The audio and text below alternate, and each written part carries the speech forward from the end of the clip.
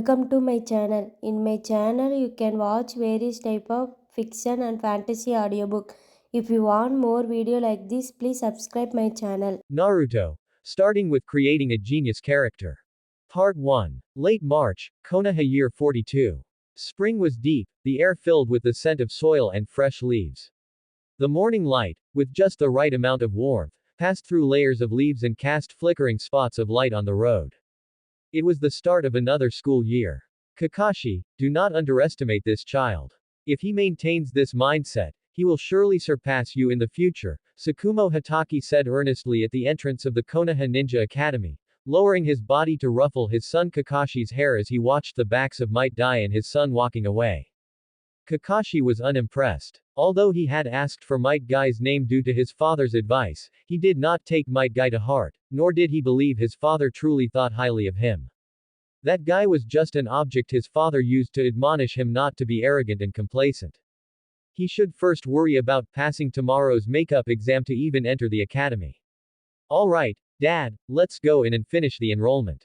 Tsukumo Hatake smiled helplessly. Just as the father and son were about to step into the Ninja Academy gate. Thump, thump, thump. A heavy and steady sound of footsteps came from the street corner directly opposite the school gate. Tsukumo Hatake let out a soft sound of surprise and stopped to look toward the source of the commotion. Seeing his father stop, Kakashi looked a bit impatient, but he followed his father's gaze. The footsteps drew near, thumping dully against the ground. At the corner, a swaying shadow rolled into view first, and a large rock appeared in the father and son's line of sight. A rock that could run. No. Looking closely, one could see two small legs moving at an extremely stable frequency between the bottom of the rock and the ground. The rock was indeed moving. But more accurately, it was a lean, plain-looking child carrying it. The rock was more than 3 times the size of his torso. Without looking closely, one would only think the rock itself was moving. Rough hemp rope dug deep into the child's thin shoulders. He ran slowly, but every step was planted firmly, leaving shallow, damp marks. His black hair was soaked with sweat and clung to his forehead, obscuring part of his vision, yet he seemed not to notice, focusing only on the road ahead. His lips were pressed into a tight line, and his breathing was heavy but rhythmic. Whose child is that? Is that rock real? Carrying something so heavy? That's too reckless. As soon as the figure carrying the giant rock appeared on the street, it immediately attracted the attention of everyone at the Ninja Academy entrance. Whispers arose among the parents who had brought their children for enrollment. Grandstanding. Kakashi took in all the exclamations and curious discussions around him and scoffed. He could do this weight right now, and even run faster. Judging by that guy's appearance and height, he should be a 3rd or 4th year student. The ninja tool shop had more suitable and scientific weighted equipment. To insist on choosing a clumsy giant rock, and limestone at that, which has lower density and a larger volume for the same weight, was strange. Choosing to come when there were many people signing up for enrollment, in Kakashi's view, was nothing more than a poorly staged performance designed to grab attention. Kakashi. Just then, Tsukumo Hatake spoke calmly. His gaze remained locked on the slowly moving figure, with something else in his eyes. Watch closely, White Fang's voice was light but steady. This child is not using chakra. Upon hearing this, Kakashi's pupils shrank slightly, and he immediately focused his gaze again. Chakra flow and the use of ninjutsu always have fluctuations in aura, sometimes strong or weak, sometimes hidden or obvious. Based on this, one could tell if someone was using a transformation jutsu or roughly judge the power of their ninjutsu. And in Kakashi's observation, sure enough, there was not a trace of chakra flow around that guy, which meant the load of the rock was being borne entirely by his own physical strength. Even if it was limestone, a rock with relatively low density, the weight at this volume was not small. If he wasn't using chakra, Kakashi thought for a moment, then spoke in a calm tone. He just has a bit more strength. Tsukumo Hatake did not reply, but his eyes suddenly flicked upward for a moment, then moved away without changing his expression. As that child. Shinichi. It really is him. Several parents in the crowd seemed to recognize the child carrying the giant rock. This child said he had been strong since he was little. I didn't believe it, but I didn't expect it to be this exaggerated. I heard this child say he was coming to enroll last time. What a pity, the world has lost a future master chef. Chef. Isn't this child helping out at the smithy? This guy is actually a freshman like me. Kakashi's eyes flashed with surprise. Just now, looking at Shinichi's height and appearance, he was certain the other party was a third or even fourth year student, but he didn't expect him to be a freshman just like himself. Kakashi. I finally found you. Shinichi, who was moving toward the Ninja Academy gate with the giant rock on his back, felt a strong heat flash in the depths of his eyes as his gaze quickly swept over the white-haired, masked boy at the gate. His heart pounded uncontrollably. 5 years. Kakashi, ever since the day I heard you were born. Shinichi took a deep breath, shifted his gaze calmly, ran to an open area beside the Ninja Academy gate, put down the giant rock, exchanged brief pleasantries with a few familiar parents, and then turned to enter the school. Passing by the Hitaki father and son, he saw Kakashi looking him up and down, so he paused slightly and gave Kakashi a smile. That smile was clean and sunny, like a wind without any haze. His plain, unremarkable face had an inexplicable affinity that made people feel naturally close to him. Seeing this, Kakashi was stunned and couldn't help but think of the senior known as a genius whom he had met by chance at Ichiraku Ramen last month. His smile was also so clean and sunny, making people feel naturally close. Affinity, white, your words and actions make people feel relaxed and friendly, making it easier to gain favor and basic trust during communication. Shinichi didn't care how he reacted, he nodded at the Hitaki father and son as if he had just seen an ordinary father and son, and then walked past them without stopping.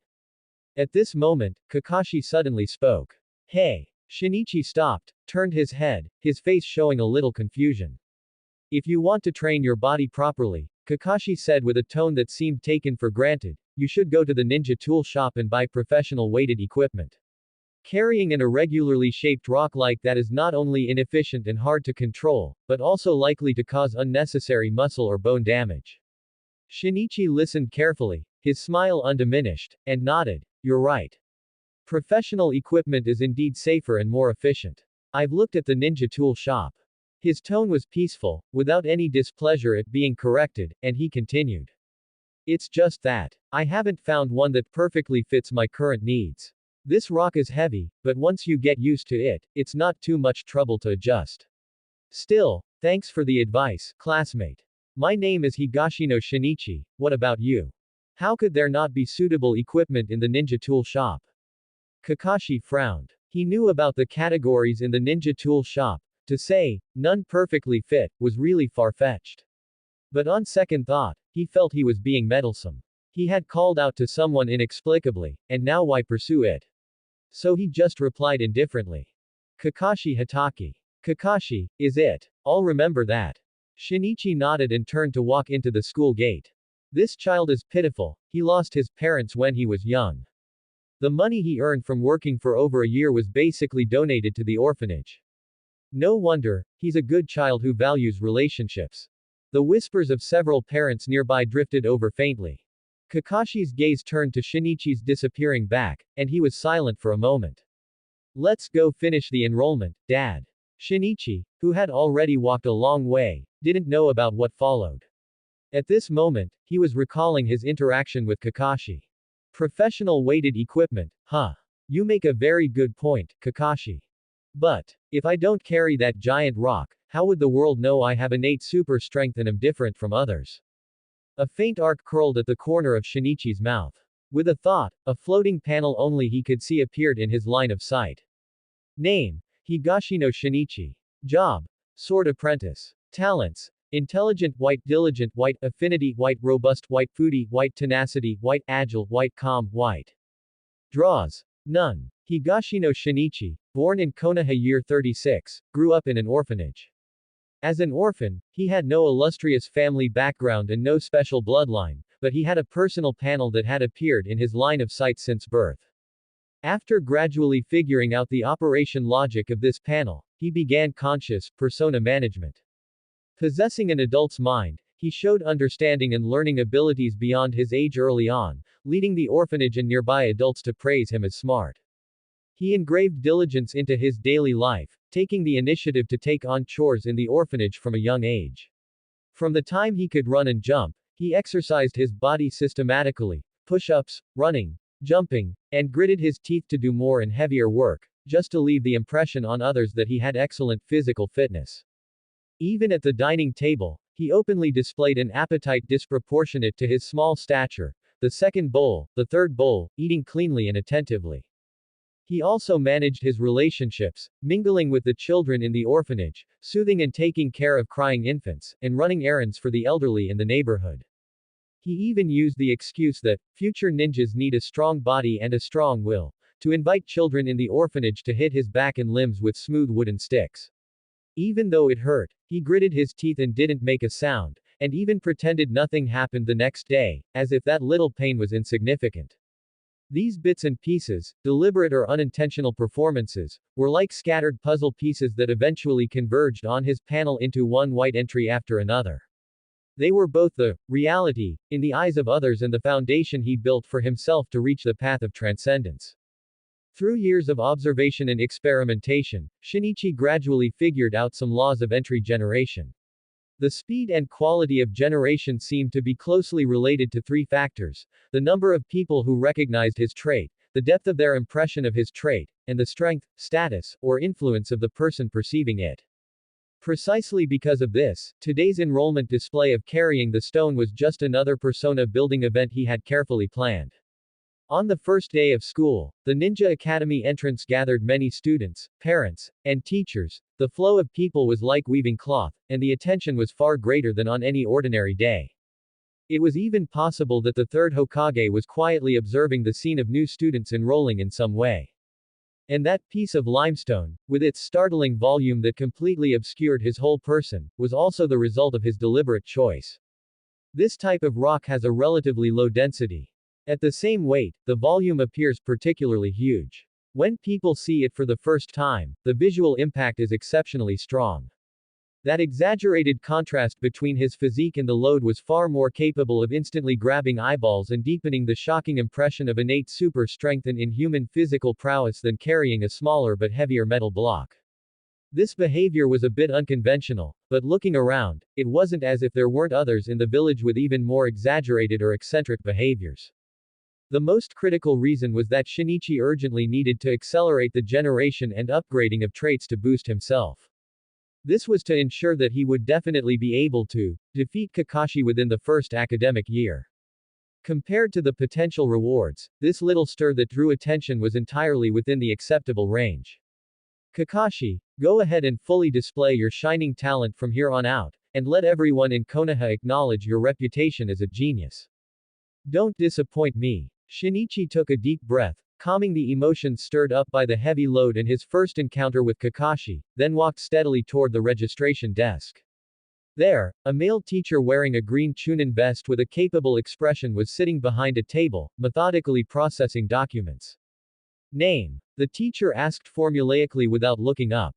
Higashino Shinichi. Did you bring the admission notice? I did, teacher. Shinichi took out the well-preserved notice from his pocket and handed it over with both hands. The Ninja Academy was open to all school-age children in the village, regardless of their background, but they still had to pass a basic assessment before enrollment. Every year, quite a few children failed to get in. Might Guy, for instance, didn't pass initially and was only able to enroll later after a makeup exam thanks to his specialty in taijutsu. The registration teacher took the notice, his gaze sweeping over the information section and grade assessments. When he saw that all subjects were marked with an A, he looked up, his face showing a trace of surprise and approval. All subjects are A. Not bad, your foundation is very solid. His tone softened slightly. He glanced at Shinichi's date of birth on the notice and asked casually, "You are at the age where you should have enrolled last year, why are you only coming to register this year?" A familiar gentle and slightly apologetic smile appeared on Shinichi's face. He explained in a calm tone, "Yes, teacher. Last year, due to some personal reasons, I needed to save up a necessary amount of money, so I delayed it for a year, mainly helping out at the village's blacksmith shop and restaurants." This was naturally a lie. The primary reason Shinichi only came to enroll this year was to ensure he was in the same year, or even the same class, as Kakashi. Only in this way would the possibility of competing on the same stage during combat classes and assessments increase significantly. Secondly, this year was also his exploration period for the occupation column. He didn't even need to find an excuse, a child from an orphanage who worked to support himself, and even used the extra money to subsidize the orphanage that raised him, was sensible, independent, and loyal. What was there to say? However, it was a pity that he had tried many occupations, and almost none of them caused any changes. Only when he joined a kendo dojo founded by an old samurai who supposedly came from the land of iron and settled in Konoha at its founding to learn swordsmanship, after a long time, did the originally empty occupation column slowly condense new text, Sword Apprentice. It was an occupation card that could slightly improve his physical fitness and accelerate his swordsmanship practice, and it granted him one opportunity to directly draw a new white trait. The registration teacher's gaze subconsciously glanced at the address section on the notice. The expression on his face paused slightly, and the previous formulaic attitude was instantly replaced by a trace of embarrassment and realization. He gave a light cough, quickly composed his expression, looked at the child with the bright smile before him, and his tone softened again unconsciously. In that case, the materials are complete, registration passed. Go over there to collect your enrollment materials, and in the future at the academy, work hard. Yes, thank you, teacher.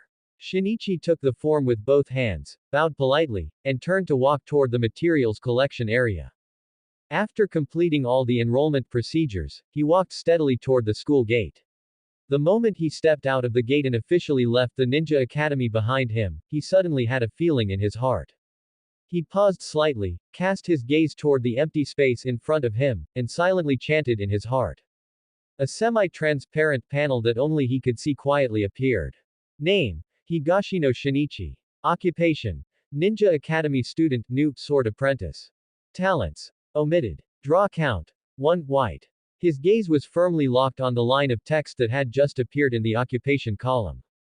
Ninja Academy student. You have officially become a student of the Ninja Academy and have begun to systematically receive ninja-related knowledge and training. Under this status, your perception and control of chakra, understanding of basic ninja theory, as well as the training efficiency for basic subjects like taijutsu, ninjutsu, and genjutsu will receive a small boost. Based on the unlocking of the ninja occupation, from now on, the perceptions and impressions others form about you regarding your ninja talents will form corresponding talent traits. The occupation rank determines the conversion efficiency of others' perception of your relevant talents. When the occupation rank reaches the maximum, you can designate one talent trait that meets the conditions to be directly upgraded to the highest quality. You have obtained a one-time draw opportunity. Random white trait times 1. You can randomly draw one white trait to generate directly. It was this fast. Shinichi's heart skipped a beat. One had to know that the generation of the sword apprentice trait was not something that happened overnight. It was a perception that had only gradually solidified after he joined the kendo dojo, over several months of inadvertently mentioning and demonstrating his practice results while talking to people at the orphanage, the blacksmith shop, and the restaurant. But this Ninja Academy student, how long did it take? It was generated right after he finished the enrollment procedures. Shinichi's thoughts raced. The key to the difference perhaps lay in the perceivers. Today, the school gate was crowded with people, parents, teachers, new students. The base number was already quite large. But more importantly, it was the weight of the individuals among them.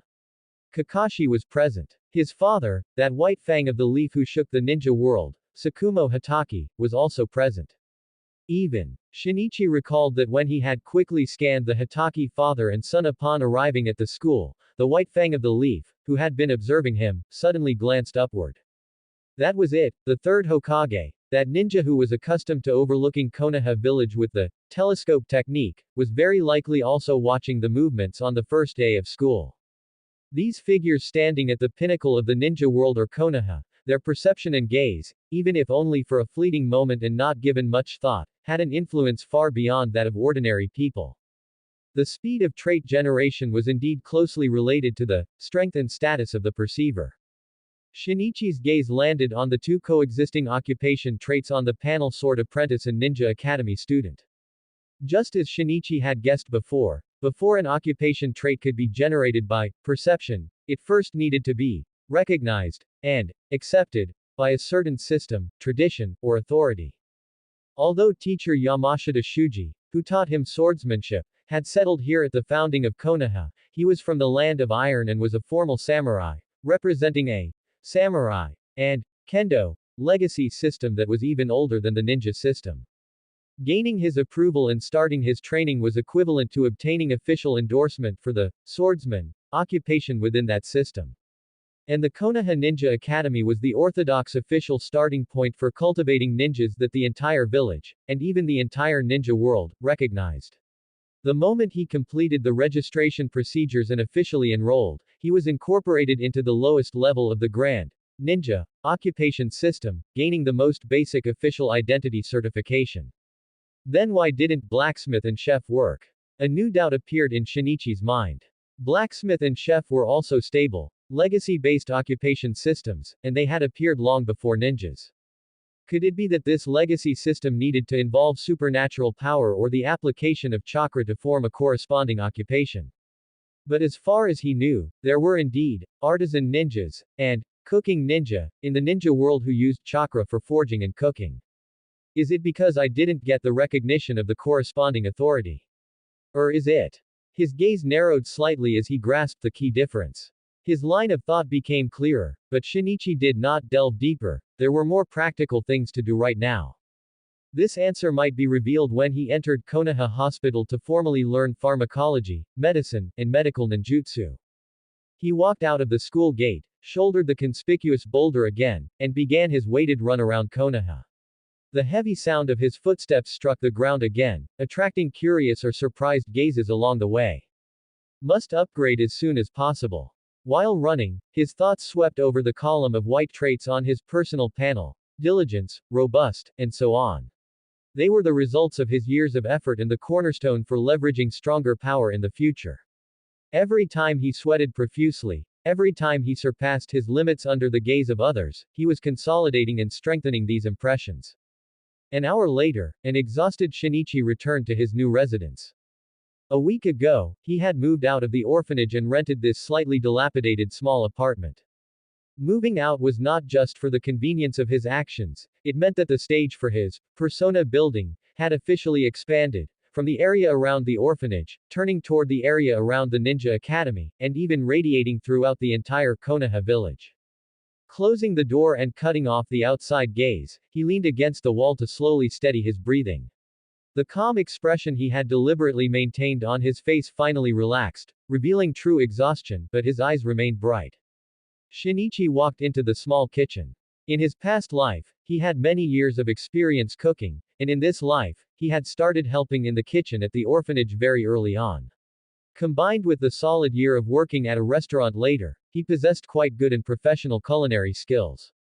He handled the ingredients with deft movements, and before long, the aroma of a simple meal filled the air. Sitting at the table and picking up the rice bowl, Shinichi ate quickly, but his body seemed to instinctively know how to more fully and efficiently absorb every bit of heat and nutrition from it. After the meal, although the time was short, his originally overdrawn physical strength had actually recovered some, and even the mental fatigue had diminished significantly. Foodie, White, you possess an enthusiasm and appreciation for food that surpasses ordinary people, allowing you to absorb nutrients from food more efficiently and gain some extra satisfaction and energy recovery from it. That night, after returning from another round of training, Shinichi carefully washed up, changed into clean clothes, and only then did he refocus his attention on the personal panel deep in his consciousness. His gaze fell on the draw count column. Draw count 1 White.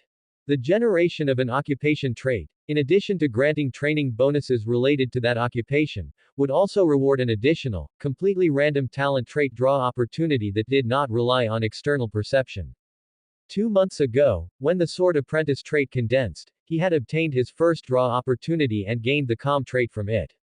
Calm, White. When encountering crises, combat, or unexpected situations, you are more likely to calm down, thereby remaining undisturbed by the outside world and thinking of countermeasures. Regarding this result, Shinichi's mood at the time was somewhat complex. The value of this trait itself was unquestionable. Being able to maintain composure and think clearly in critical moments was an extremely important quality for a ninja. But he believed he could have generated this trait by building a persona. It was just that he had too little time. In the beginning, in order to quickly farm diligence, robust, tenacity, and agility traits, he had to perform some behaviors that made people feel unconventional or even worried. Especially for tenacity, to generate this trait as quickly as possible, he even placed his beating spot at a street corner, just so more people could see and leave an impression. This overly unconventional behavior naturally did not fit the calm persona. And now, the second draw opportunity had arrived, originating from the Ninja Academy student this morning. This time, what will I draw? Shinichi took a deep breath, calmed his slightly accelerated heartbeat, and focused his mind on the glowing, white text. There were no flashy special effects, nor was there a long wait.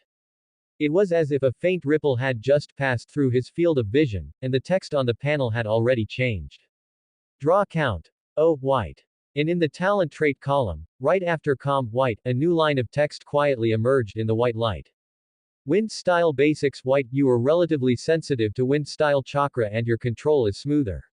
The efficiency and success rate when learning and performing basic wind style ninjutsu are slightly improved. Wind style basics. Shinichi silently took a piece of white test paper from the drawer. A moment later, the paper burned. Hey! Looking at the burnt remains of the test paper in his hand, Shinichi fell into silence again, then suddenly laughed. People really do laugh when they are speechless. Fire style. His chakra nature was pure fire.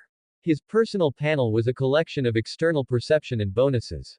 Those traits, solidified through the impressions of the world, provided him with various boosts: intelligent increased thinking speed and comprehension ability, diligence strengthened focus and reduced fatigue, robust boosted physical fitness. And his own inherent talents, their values were not displayed on the personal panel, nor would they generate corresponding traits. For example, he could refine chakra and possessed fire style chakra, but there were no trait forms like ninja talent or fire style chakra appearing on the panel. The personal panel was essentially an external equipment slot, condensed from external perception. The traits on it were all equipment. The outside world thought he was intellectually outstanding, so it generated a piece of equipment called intelligent that could increase intelligence for him, which had no direct correlation with his actual level of intelligence. Therefore, the wind style basics equipment, for him as a pure fire style character, was currently a piece of equipment he couldn't wear or activate for the time being. It's not completely useless either. Shinichi shook his head, only able to comfort himself this way. Generally speaking, acquiring a new chakra nature transformation requires reaching the strength and insight level of a Jonin, and paying with long and arduous effort. Possessing the wind style basics trait, at least one day in the future, when he started trying to touch upon the wind style, it could save him a lot of trouble. It was just that for now, it was ultimately just a decoration he couldn't use. Shinichi walked to the window and looked out at the tranquil village in the night. The outline of the Hokage rock in the distance was faintly visible under the starlight. He was about to close the panel. But suddenly, at this moment, the panel changed again.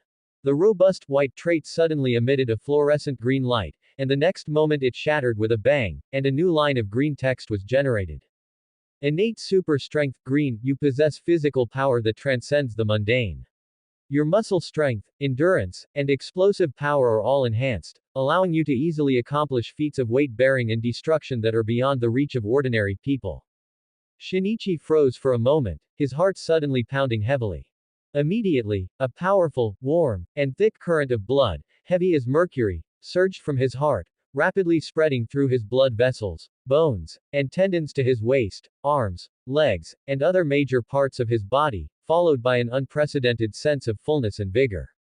Hey, he. Feeling the surging, tangibly skyrocketing power within his body, Shinichi lowered his head, his shoulders trembling slightly, and finally, he could no longer suppress the laughter spilling from the depths of his throat.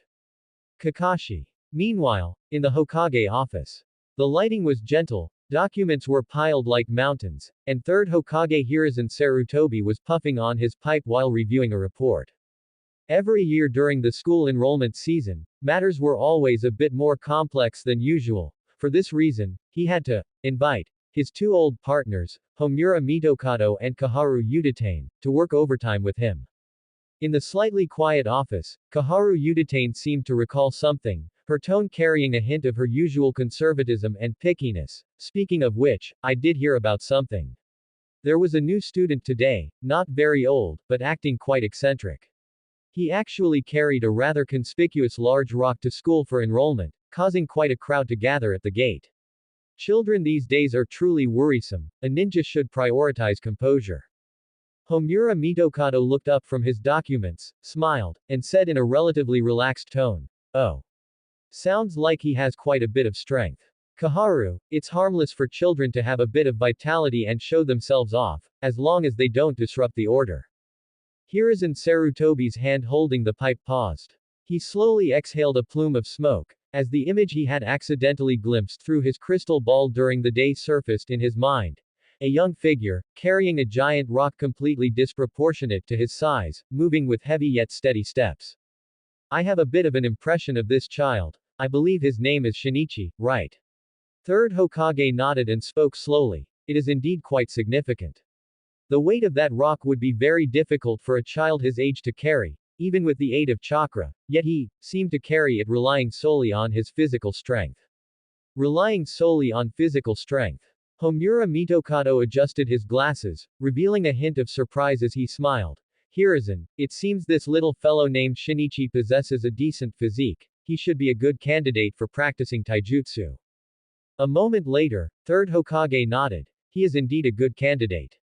Kaharu Udatane said nothing upon hearing this, but she now had a slight impression of the child named Shinichi. The Hokage office returned to calm, with only the rustling of documents and the faint sound of burning tobacco. 2 days later, after 2 days of enrollment and supplementary registration, the Ninja Academy officially opened. Shinichi maintained his habit of many years, heading out for morning training at 4 in the morning. By the time the morning light dawned, he finished his training, washed up, and arrived at the school on time, a quarter of an hour before class. He walked across the still quiet playground and entered the teaching building. The door to the grade 1, class 2 classroom was open, and from inside came the unique, energetic clamor of children. Shinichi walked into the classroom, his gaze calmly sweeping over the seats that were mostly filled. Kakashi Hatake, Might Guy, Kurenai Yuhi, Asuma Sarutobi, Uchiha Obito, Rin Nohara, the figures corresponding to those names he was quite familiar with from his memories. None of them appeared in this classroom. This is a good thing. Shinichi could only use Lao Feng's words to console himself, but then he had a change of thought and felt that this was actually not bad at all. Although Kakashi Hatake had been in the spotlight since birth and had enjoyed the title of genius since childhood, this title was somewhat superficial. Only when he used his indisputable classroom performance, release of ninjutsu, and crushing victories in actual combat, especially by overwhelming peers who also received a lot of attention, such as the Hokage's son, Asuma Sarutobi, could he solidify his title of genius from mere superficial rumors into a recognized fact. And for me, only by achieving victory at his most dazzling moment, on the stage where his reputation is most solid, will it achieve the best effect. Moreover, even if they were in different classes, the Ninja Academy's practical combat exercises and periodic assessments would always bring the two classes together, not to mention the midterm and final grade-wide examinations. It's just slightly adjusting the angle of the spotlight. Shinichi thought quickly, his gaze sweeping across the classroom again. By now, the seats were mostly full, and his gaze finally landed on the position by the window in the upper right corner, a long 3-person table, where only one girl was sitting at the moment. The girl was wearing slightly oversized dark clothing, making her figure look a bit thin. She was resting her chin on one hand, her short black hair hanging somewhat casually by her ears, and she was looking at the rising morning sun outside the window with a weary expression. Geez, and she said she would take good care of me for uncle, but she ended up getting so drunk, making a fuss until the middle of the night. In the end, I don't even know who is taking care of whom. The black-haired girl yawned, looking weary. As the image of a certain blonde figure's chaotic state from last night flashed through her mind, she complained helplessly in her heart. Hello, classmate. May I ask, is this seat taken? A gentle and clear voice came. The girl turned her head at the sound, seemingly still immersed in her own thoughts, her eyes carrying a bit of haziness from just coming back to reality. She looked at Shinichi, then glanced at the empty seat beside her. There was no particular expression on her face, she just nodded lazily, her voice also soft. Whatever. My name is Shinichi Higashino, classmate. And you? Shizune. Shizune responded listlessly, her voice so soft it seemed to float in the air. She lifted her eyelids slightly and took another look at Shinichi. This classmate's smile was unexpectedly quite comfortable, like the non-aggressive morning sun, but that warmth quickly dissipated, she was now full of another annoying matter. Just thinking about how that drunk woman would make a mess of the house again after waking up, and how she would have to go back to clean up the aftermath, just the thought made Shizune's temples start to throb with pain, and even the classroom in front of her and this new seatmate beside her seemed to become unreal. Shizune. That's right, I remember Shizune and Kakashi Hatake are the same age and in the same grade. It seems it really is a good thing. The corners of Shinichi's mouth curved slightly. He looked calmly towards the podium, waiting for the teacher to arrive, but in his heart, he had new ideas due to the unexpected discovery of Shizune as his new seatmate.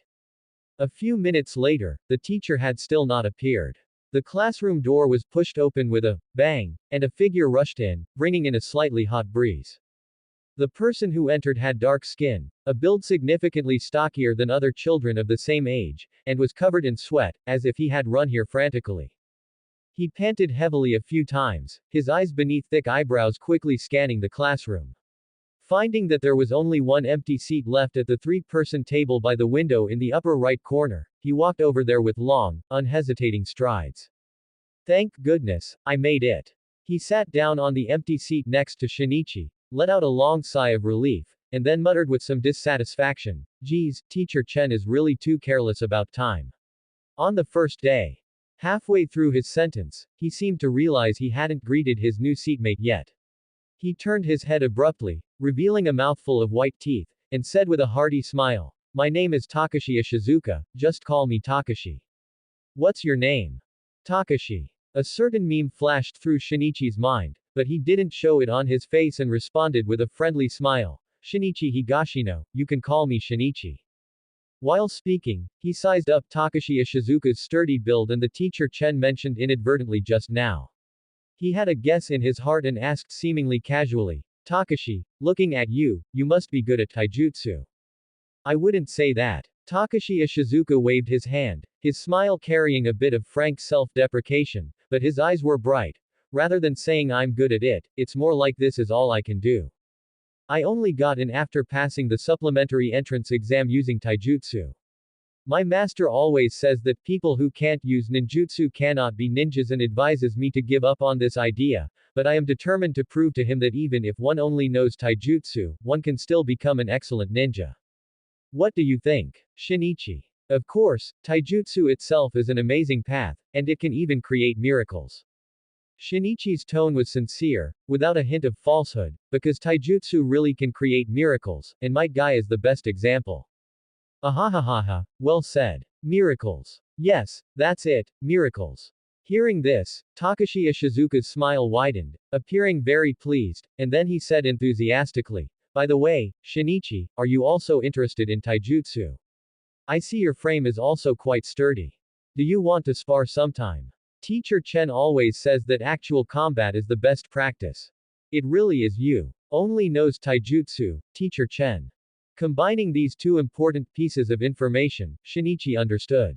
This dark-skinned, sturdy boy in front of him with a bright smile and a hint of recklessness was likely the disciple who didn't appear in the anime, existed only in Teacher Chen's words as someone who only knew taijutsu, and died in the Third Shinobi World War. Thoughts appeared in his mind, but on his face, he only smiled and nodded. "Of course I'm interested. In the future, if there's a chance, please teach me." Shizune, who had been on the far right and had no sense of presence, seemed to be disturbed by the suddenly rising enthusiasm beside her. She silently glanced at the two chatting happily, pouted almost imperceptibly, and buried her chin back into her arms, radiating an aura of reclusiveness. On the podium, the homeroom teacher finally appeared, and the classroom gradually quieted down. The homeroom teacher began to speak routinely, introducing school discipline, course schedules, and so on. Shinichi sat up straight, his gaze falling on the podium, seemingly listening attentively, but his mind was already running fast. He was thinking about how to deal with these two seatmates, or more accurately, how to connect with the people behind them through these two seatmates. One was the ninja hailed as Konoha's strongest in taijutsu, nicknamed Konoha Dragon God, Chen Baojun. If he could contact the teacher Chen through Takashi Ishizuka, even if it was just to get a little guidance, it would be of immeasurable benefit to him in solidifying his foundation, expanding his taijutsu horizons, and even in building his persona in terms of taijutsu in the future. The other was one of the Sanin, hailed as Konoha's strongest medical ninja, Lady Tsunade. Chakra control, medical ninjutsu, super strength, and even the Senju clan, were another incredibly precious treasure trove. Takashi Ishizuka and Shizune represented the keys to open these two treasure troves. Just as I said before, this is a good thing. Shinichi's focus returned to the podium. Below the podium, pairs of eyes were either expectant, ignorant, or excited, while in the depths of Shinichi's clear eyes was a deep sea of calm calculation. Soon, the morning classes ended amidst the homeroom teacher's explanations and the varied moods of the new students, and it was time for the lunch break. Streams of people began to pour out from various classrooms, converging in the hallways and on the paths leading to the playground, and the space was once again filled with chattering and playful noises. Shinichi walked with the crowd, neither fast nor slow, his gaze calmly sweeping over faces that were either strange or somewhat familiar. It was precisely in this crowd of students leaving for lunch that he, for the first time at school, clearly saw those acquaintances who had originally only existed in his memory. Kurenai Yuhi, Asuma Sarutobi, Might Guy, Uchiha Obito, Rin Nohara. These names that would shine in the ninja world in the future were all just ordinary children mixed in the crowd at this moment. Shinichi's gaze passed over them indifferently, not lingering on any of them for even a second longer. Even Uchiha Obito, who would cause monstrous waves in the future, could not evoke any extra attention from him. At this moment, his eyes could only hold one person. His gaze, as if pulled by an invisible magnet, instantly pierced through the noisy crowd and locked precisely onto that silver-haired figure. Kakashi. Kakashi shivered. He turned his head abruptly, laughing and playing classmates, strange faces passing by in a hurry, there was nothing unusual. An illusion. Kakashi scanned the distance without leaving a trace, secretly suspicious in his heart. On the other side, Shinichi Higashino was carrying a sword, walking steadily towards the school's training playground. Just as he had planned before, moving out of the orphanage and stepping into the ninja academy, the stage for him to build his persona officially shifted from the relatively closed surroundings of the orphanage to this larger stage that gathered Konoha's future new generation and could radiate to all the families in the village through them. It was nearly noon, and the sun was scorching. Although it was the time when school was out, the campus was not empty. Similar to many Japanese schools in reality, most students at the Konoha Ninja Academy did not go home at noon. They either brought bento from home or had a simple meal at the school cafeteria, then stayed in the classrooms, playgrounds, or library to enjoy their midday rest and free activity time. Therefore, even during the lunch break, the school was still full of figures, filled with the vitality and clamor of boys and girls. What Shinichi needed was precisely this kind of audience. He came to the edge of the training playground. This area was quite open, equipped with simple wooden stakes, targets, and flat areas for taijutsu and ninjutsu practice. At this moment, quite a few students were scattered here and there in groups of 2 or 3. Some were sitting under the shade of trees eating bento and chatting, some were practicing throwing shuriken, and others were conducting simple taijutsu practice in the open space. Shinichi's choice was very conspicuous. He walked to a cherry blossom tree that was relatively independent but could still be easily seen from the paths and all parts of the playground, and stopped.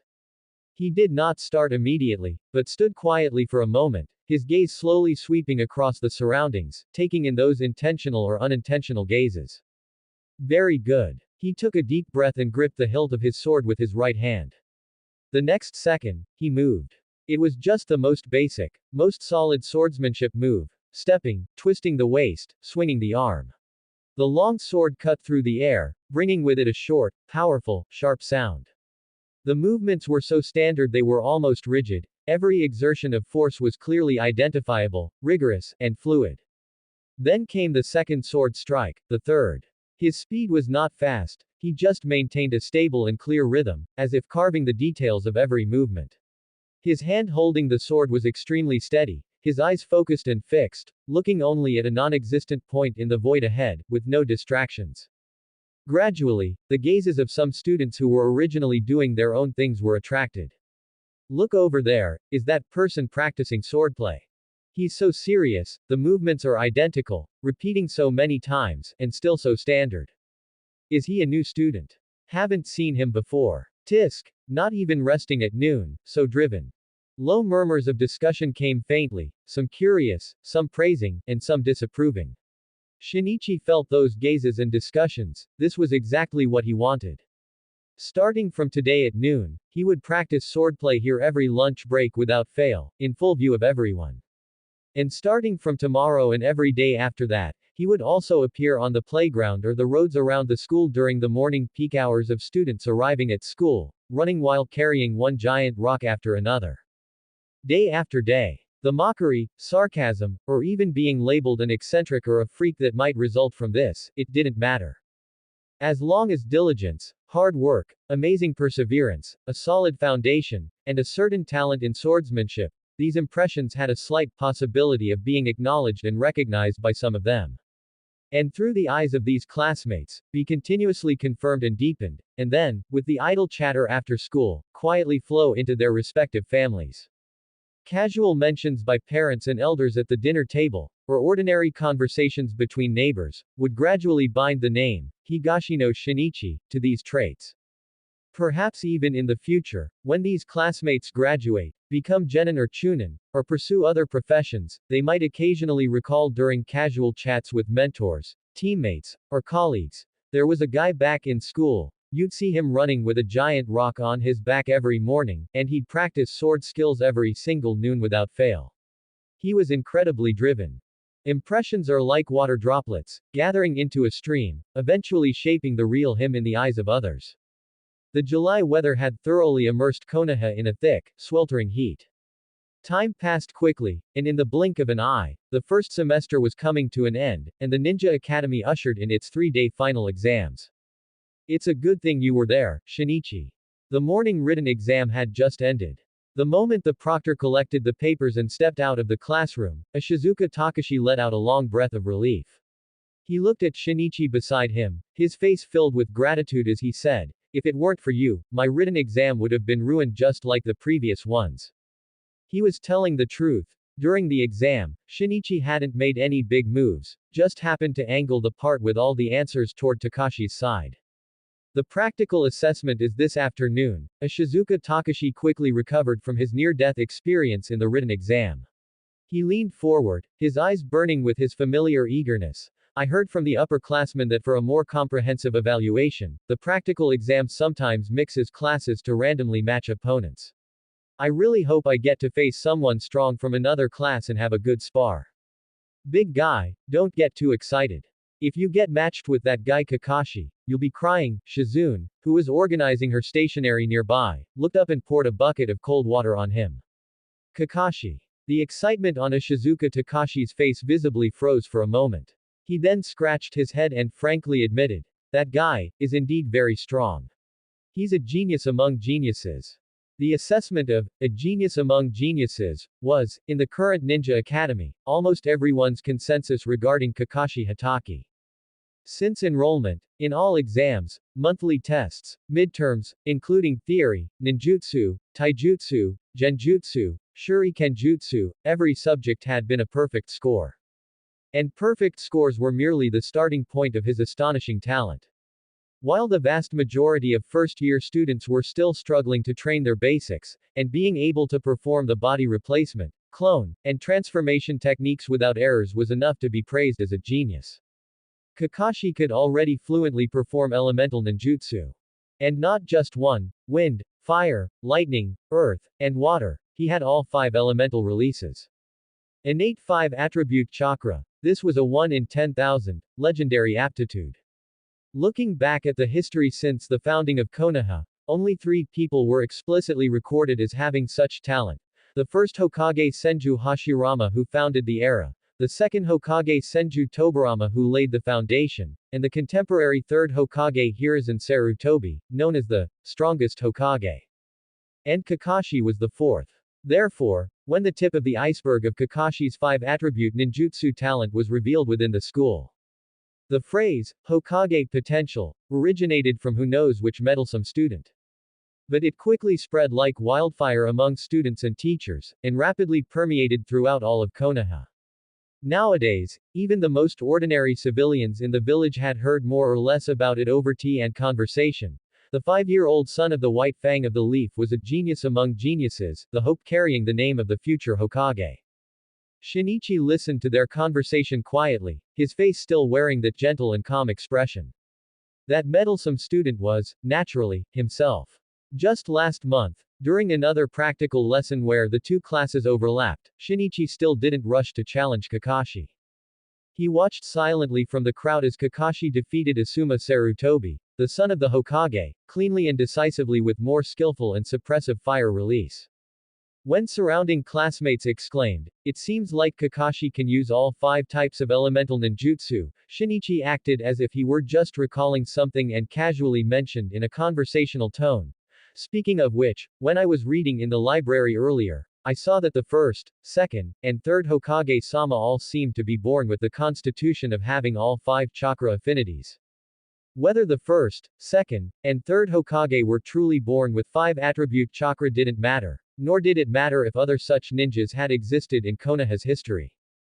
What was important was that a simple and strong association had been quietly planted in the minds of the listeners through this sentence: 5-attribute chakra approximately equals Hokage. Kakashi had Hokage potential. For Shinichi, the more prominent Kakashi's reputation became and the brighter his halo grew, the better.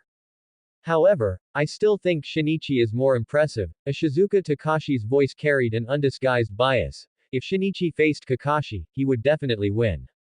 Hearing this, Shizune raised her eyes, her gaze lingering for a moment on Shinichi's calm profile. Shinichi. In her heart, this desk mate was undoubtedly excellent. He was the top student in their class, his grades in all subjects were impeccable, and he was the model of models. His habit of carrying a giant rock and running around the school track every morning without fail was indeed a bit abstract, but that day after day diligence and persistence made one admire his perseverance. Shinichi was indeed very excellent, but in Shizune's eyes, this excellence was that of a steady and reliable model student. But Kakashi, he felt like an existence from another dimension. His talent was too dazzling. 5-attribute chakra, comprehensive strength that crushed his peers, and the title of Hokage potential that had already spread throughout the village. All of this combined to create an impression of an almost legendary, era-defining genius. It was a kind of unreachable radiance that made it difficult for people to even harbor thoughts of comparison. Shinichi took in the subtle evaluation contained in Shizune's glance. He stood up, smiled, and said in a peaceful tone, "Whoever I'm matched with, I'll just do my best. I'm going to go practice my sword skills now." Name: Higashino Shinichi. Profession: Ninja Academy student, sword apprentice. Talents: innate super strength green, diligence makes up for mediocrity green, intelligent white, affinity white, foodie white, tenacity white, agile white, calm white, wind style basics white, basic taijutsu white, basic sword skills white. Shinichi withdrew his gaze from the personal panel that only he could see. Compared to when he first enrolled, through the continuous management of his persona this semester, his panel had already undergone significant changes. First, the originally white entry diligence had upgraded to the green diligence makes up for mediocrity. Diligence makes up for mediocrity, green, diligence makes up for mediocrity, you will surely gain something. When learning, training, or working, your focus is increased and fatigue is reduced, while you are guaranteed to make slight progress. The effect of this entry was simple yet powerful. Increased focus and reduced fatigue. These 2 points were only slightly improved in magnitude compared to the previous white entry. But its true essence lay in the second half of the sentence, guaranteed to make slight progress. In Shinichi's view, these simple words could, to a certain extent, be called a divine skill. It meant stability, it meant predictability, and it meant no bottlenecks. As long as he invested time and sweat, he was guaranteed to receive returns. No matter how meager these returns might be, they were a ladder to infinity when accumulated over time. In addition, 2 new white entries had been added to the panel. Basic taijutsu and basic sword skills. Basic taijutsu white. Your body coordination, strength, and stamina are superior to ordinary people. You learn and master taijutsu moves faster, and it is easier to grasp the timing of force application during taijutsu confrontations. Basic sword skills white. You have an excellent feel and comprehension for the sword. You learn sword moves quickly, your stance is steady, and you can more accurately capture your opponent's openings in battle. The changes they brought were direct and practical. Basic taijutsu improved his body control, force application efficiency, and timing during taijutsu confrontations. Basic sword skills enhanced his perception of the sword, his comprehension when learning moves, and his sharpness in identifying openings during battle. Both tangibly raised his baseline and growth rate in these two areas. He composed his mind, no longer looking at the panel, and began to swing his sword earnestly. The practical assessment in the afternoon would be another occasion to test his current results and continue sowing the seeds of perception. He was practicing sword skills, but he was also warming up. In the afternoon, inside the training grounds, the homeroom teachers of Class 1 and Class 2 gathered together and exchanged a few words in low voices, seemingly confirming the final arrangements. Subsequently, the Class 2 homeroom teacher, Chunin Fumio Matsumoto, walked to the front of the line and took out a new form. Students, next is the final part of this final exam, the practical assessment. Teacher Matsumoto's voice clearly reached across the training ground. Considering the comprehensiveness of the evaluation, this assessment will be conducted by mixing Class 1 and Class 2. Teacher Inoue and I have matched you with opponents of similar strength based on your past performance records. The goal is to test your learning results in taijutsu, basic ninjutsu, and practical combat response this semester. He cleared his throat and scanned the list. So, let's begin with the first group. Reito Namiyashi from Class 1 versus Higashino from Class 2. Please wait a moment, Teacher Matsumoto. A calm and clear voice rang out, interrupting the teacher. Teacher Matsumoto was slightly taken aback by the interruption, but seeing it was Shinichi, he didn't show any displeasure. This student had always been steady and sensible. If he spoke up now, there must be a reason. He asked gently, Student Shinichi, is there a problem? Teacher, since you said opponents were assigned based on past performance, then. Shinichi walked out of the crowd, his gaze slowly sweeping over the Class 1 line opposite, finally landing on that quiet, silver-haired figure. As the top-ranked student in Class 2, my opponent should be the top-ranked student in Class 1, Kakashi.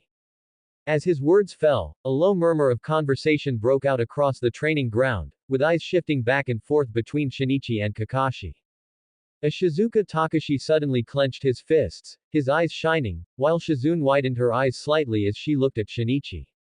The students in the Class 1 line also revealed expressions of surprise or curiosity. Teacher Matsumoto clearly hadn't anticipated this direct and specific request and felt conflicted. He knew what Shinichi said was a fact, but the arrangement was also influenced by a bit of his own bias. Because in his view, while Shinichi was very talented, the gap between him and Kakashi Hatake was still too large. He worried that in such a lopsided duel, if Shinichi lost decisively, it might severely damage this excellent child's self-confidence. As a teacher, he couldn't help but want to protect him. Just as Teacher Matsumoto was struggling and wondering how to smooth things over, a calm, ripple-free voice rang out. I have no objection. On the training ground, the two stood opposite each other. Shinichi, go for it. As Shizuka Takashi's rough voice was the first to break the silence. Go get him, Shinichi. Show him what we've got. Go. Following Takashi's lead, the entire Class 2 erupted with cheers for Shinichi, showing that Shinichi was quite popular in the class. Facing the sudden wave of support from Class 2, Class 1 was silent for a moment, then, as if stirred by a collective consciousness, cheers also rang out. Kakashi, defeat him. Show them the strength of a genius. Go. Although Kakashi had a cold and aloof personality and few playmates, his talent that crushed his peers, his calm and mature temperament, and the halo of Hokage potential still accumulated considerable popularity among his peers who admired the strong. Among them, a girl with short brown hair and two purple markings on her face had a particularly clear and forceful voice. Go. Kakashi. Rin Nohara cupped her hands around her mouth, her small face flushed red with excitement, her bright eyes fixed tightly on the back of the silver-haired boy in the field. HMPH. Uchiha Obito, seeing this, also shouted loudly, "Hey! You from the next class. Put some effort in, and make sure to knock that stuck-up guy Kakashi down." The first match of the practical assessment, Higashino Shinichi vs Kakashi Hatake. Both sides form the seal of confrontation. In the field, Shinichi and Kakashi simultaneously raised their right hands, holding them vertically in front of their chests, completing the simple opening ritual. The difference was that Shinichi's gaze remained steadily fixed on his opponent, while Kakashi's eyes remained calm, one could even say indifferent. "Then, please advise me, student Kakashi." As soon as the words fell, Shinichi was like a tiger that had been coiled for a long time. He tore through the air, accompanied by a hair-raising whistling wind, and in an instant, crossed a distance of several yards, pouncing fiercely in front of Kakashi. So fast. Kakashi's pupils contracted sharply. The indifference on his face was gone, and there was no time to dodge. He could only cross his arms and block in front of him like lightning. Boom. At the moment his fist and leg collided, a muffled sound rang out. Kakashi felt as if he had been smashed by a heavy hammer on his arms. His arms went numb instantly, and his bones felt like they were about to be shattered. His entire body was forced backward, sliding more than 10 meters before he could barely stabilize himself by digging his heels into the ground. The dust had not yet settled, and a strong wind arrived again. Kakashi had only just barely stabilized his figure when the next attack came. A black figure appeared in front of him, his right leg straightened like a steel whip, sweeping out with immense force. The air was torn apart by the force of the leg, like a giant axe hacking down heavily, the resulting shockwave even blowing the white hair on his forehead backward. Is this the Konoha wind splitter? A Shizuka Takashi, on the sidelines, gasped in shock. He was all too familiar with this move, it was a steel fist-style technique taught to him by teacher Chen. He hadn't expected that Shinichi, having only sparred with him a few times, would have learned this move from the battle. On the field, Kakashi's expression changed, but he was a true genius after all, having been trained by the White Fang of the Leaf since childhood, and possessed excellent combat instincts. At the critical moment, relying on his amazing flexibility and reaction speed, his body suddenly rolled backward to the side. At the same time, his wrists pushed hard against the ground during the roll, chakra exploded instantly, and with this support, his body sprang up like a spring, his right leg tracing a fierce arc, kicking straight at Shinichi's chin.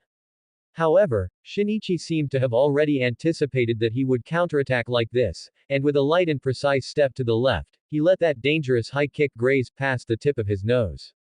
At the same time, his left hand formed a palm, the base of his fingers tensed like refined iron, and with a sweeping palm strike from bottom to top, carrying a whistling force, he struck fiercely at Kakashi's chin.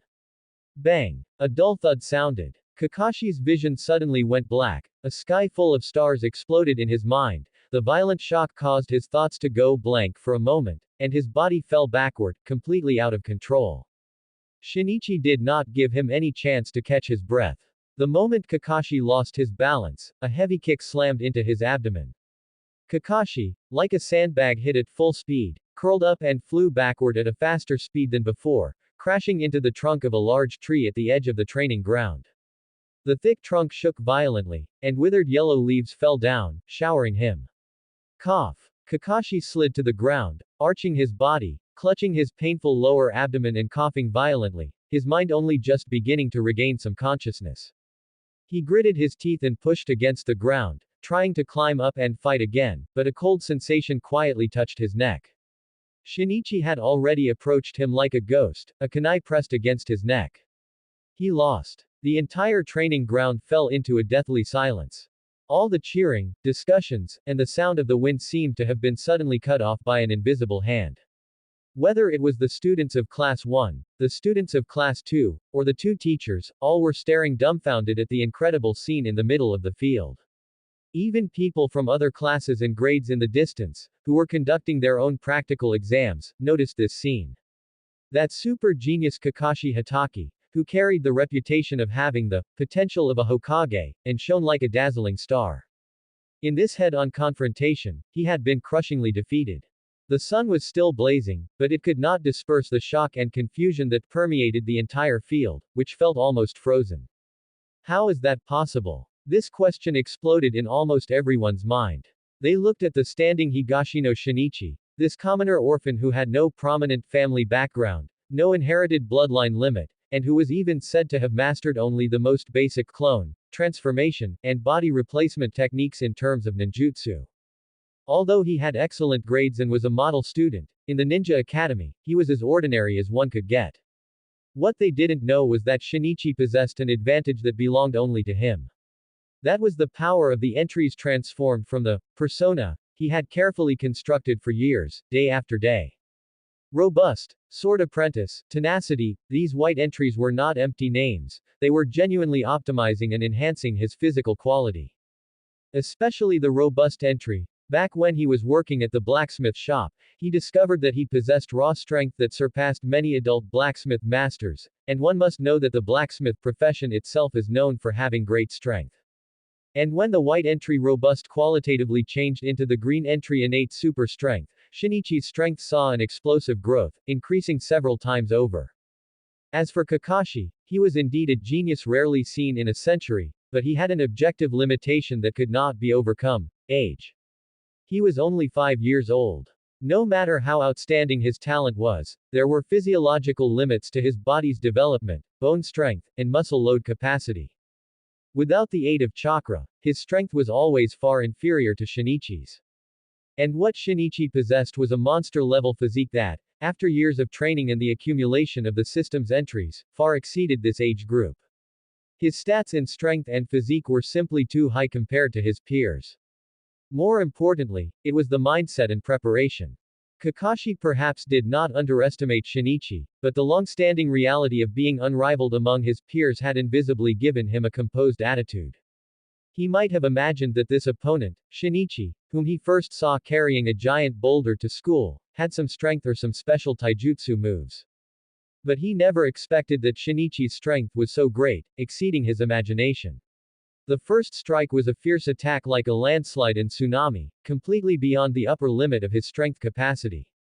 And Shinichi, for this moment, had been planning for 5 years. Did you hear? Lord White Fang's child has been born. I heard. The child's name seems to be Kakashi. No one knew that 5 years ago, at the entrance of the orphanage in the west of the village, that 1-year-old child sitting on the steps staring blankly at the sky, when hearing the idle chatter of passers-by, seemed to have something ignite in his eyes. 5 years. From the day he learned of Kakashi Hataki's birth, this figure had become a mountain he had to overcome in his plan. And in this battle, his tactical core was extremely clear and cold: melee combat, close quarters, suppression, and never giving the opponent any space to cast ninjutsu.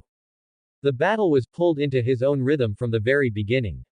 The unexpected speed of his advance disrupted Kakashi's footing, followed by heavy strikes with completely overwhelming power.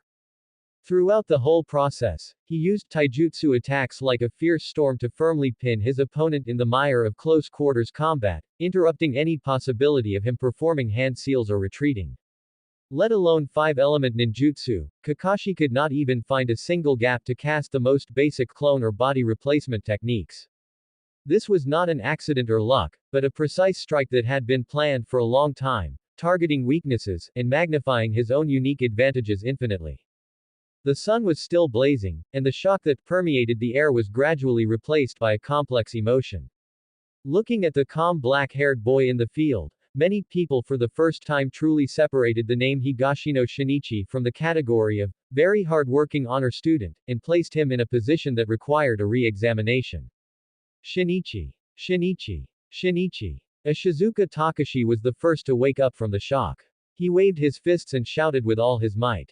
This shout was like a spark thrown into boiling oil, instantly igniting the ranks of Class 2. He won. Shinichi won. That was amazing. Shinichi. Shinichi. Cheers, shouts, and sounds of disbelief erupted from the Class 2 camp, forming a stark contrast to the dead silence of Class 1 opposite. Many Class 2 students felt proud, their faces beaming with excitement, while most of the Class 1 students were still in a state of huge cognitive shock, lost and confused. How is it possible? How could that fool Kakashi lose? Uchiha Obito muttered in a daze. This boisterous cheering woke the 2 homeroom teachers who were also in shock. Matsumoto Fumio and Class 1's teacher Inoue quickly exchanged a look. He took a deep breath, stepped forward, and prepared to perform his duties as the referee to announce this result that exceeded everyone's expectations. Wait a moment, teachers. Shinichi's clear voice sounded again, and he neatly sheathed the kunai back into the ninja tool pouch on his leg. He looked at Kakashi, who was slowly getting up, still wearing that gentle smile that made people feel at ease. Kakashi, you probably haven't used your true strength yet, right? Speaking of which, Shinichi's tone carried a guiding certainty. I've heard that Lord White Fang's swordsmanship is unrivaled in the ninja world, and he is a master of swordsmanship that makes countless enemies tremble with fear. As the son of Lord White Fang, your swordsmanship must be very strong, right? While saying this, Shinichi walked to the weapon rack on the side and took out a katana. Just winning is not enough. Not nearly enough. He did not want any talk of luck, fortune, or the opponent being careless, which would summarize his victory as an accidental win obtained because the opponent underestimated him. What he wanted was an indisputable, all-around victory, crushing the opponent in the field where they were supposed to be the strongest. Guiding everyone to focus on swordsmanship was precisely the next step he had carefully designed. His father was a top swordsmanship master who shocked the ninja world, so the son should logically have inherited amazing swordsmanship talent. This was the most natural association people would make. Especially for this world where bloodline is supreme. Although for the past few months, Kakashi had defeated all his opponents with a very casual attitude, no one had ever seen him use a sword in actual combat. But this did not prevent everyone from thinking that Kakashi, as the son of the White Fang, was only in his complete form when using a sword, and that this was his true strongest state. Regardless of whether the facts were so, once public opinion and impressions were formed, they became reality. He wanted to carve the fact that Higashino Shinichi defeated Kakashi Hatake, and specifically, defeated the strongest state of Kakashi Hatake, deeply into everyone's perception, as solid as iron. Then, Kakashi, could you let me witness the brilliance of Lord White Fang's swordsmanship? Shinichi took a deep breath, slowly drew the katana in his hand, and said seriously, and let me, truly experience your full strength. This sentence was another step carefully designed by Shinichi. He cleverly used this sentence to silently press a heavy choice and expectation onto Kakashi's shoulders. With Kakashi's pride as a genius, and his deep-seated reverence and desire to protect his father, the White Fang of the Leaf, it was almost impossible for him to use ninjutsu in the subsequent contest after the opponent had so solemnly challenged him with swordsmanship. This would be seen by him as a form of disrespect to his father's swordsmanship. Shinichi had calculated exactly this. He wanted to continue to pull Kakashi into the field where he had more advantages, pure physical confrontation and cold weapon combat. At the same time, it also avoided the possibility that Shinichi might capsize in the gutter because the opponent used ninjutsu. The swordsmanship Shinichi learned from the Kendo dojo was naturally not as good as the swordsmanship Kakashi had under the guidance of the White Fang of the Leaf. But in the collision of weapons, the overwhelming power brought by innate super strength, the comprehensive physical quality improved by Sword Apprentice, the extra endurance and durability provided by tenacity, and the agility and speed improved by agility, etc., gave Shinichi a great advantage in terms of physical quality. On the field, everyone's eyes and expectations were focused on the silver-haired genius who had stood up again. All right. Kakashi slowly raised his head, and those eyes that were always a bit lazy and indifferent were finally sharp now. He didn't say much, just pulled out a short blade from the ninja tool pouch behind his waist, a size that was very suitable for his height and arm length. The two stood opposite each other in the field again, and the second round was about to begin. Shinichi. Stay steady. Come on, Shinichi, you can definitely win. Cheers erupted again from the ranks of Class 2, but this time the voices lacked some wildness and had a bit more nervous anticipation. And on the side of Class 1, the dead silence was finally broken. Kakashi. Go for it. Let him see Lord White Fang's swordsmanship. Among them, Uchiha Obito, who had previously cheered for Shinichi in reverse, was now shouting the loudest and most urgently, his face turning bright red. Fool Kakashi. You're a genius. Don't be careless again. Bring out all your skills, you must win. In the field, Kakashi seemed not to hear the noise behind him. He turned his wrist slightly, changing the short blade from a forward grip to a reverse grip, which was more suitable for thrusting and trickery, and his body tilted slightly. The next moment, he moved, his figure suddenly blurred, as if he had turned into a silver line skimming across the ground.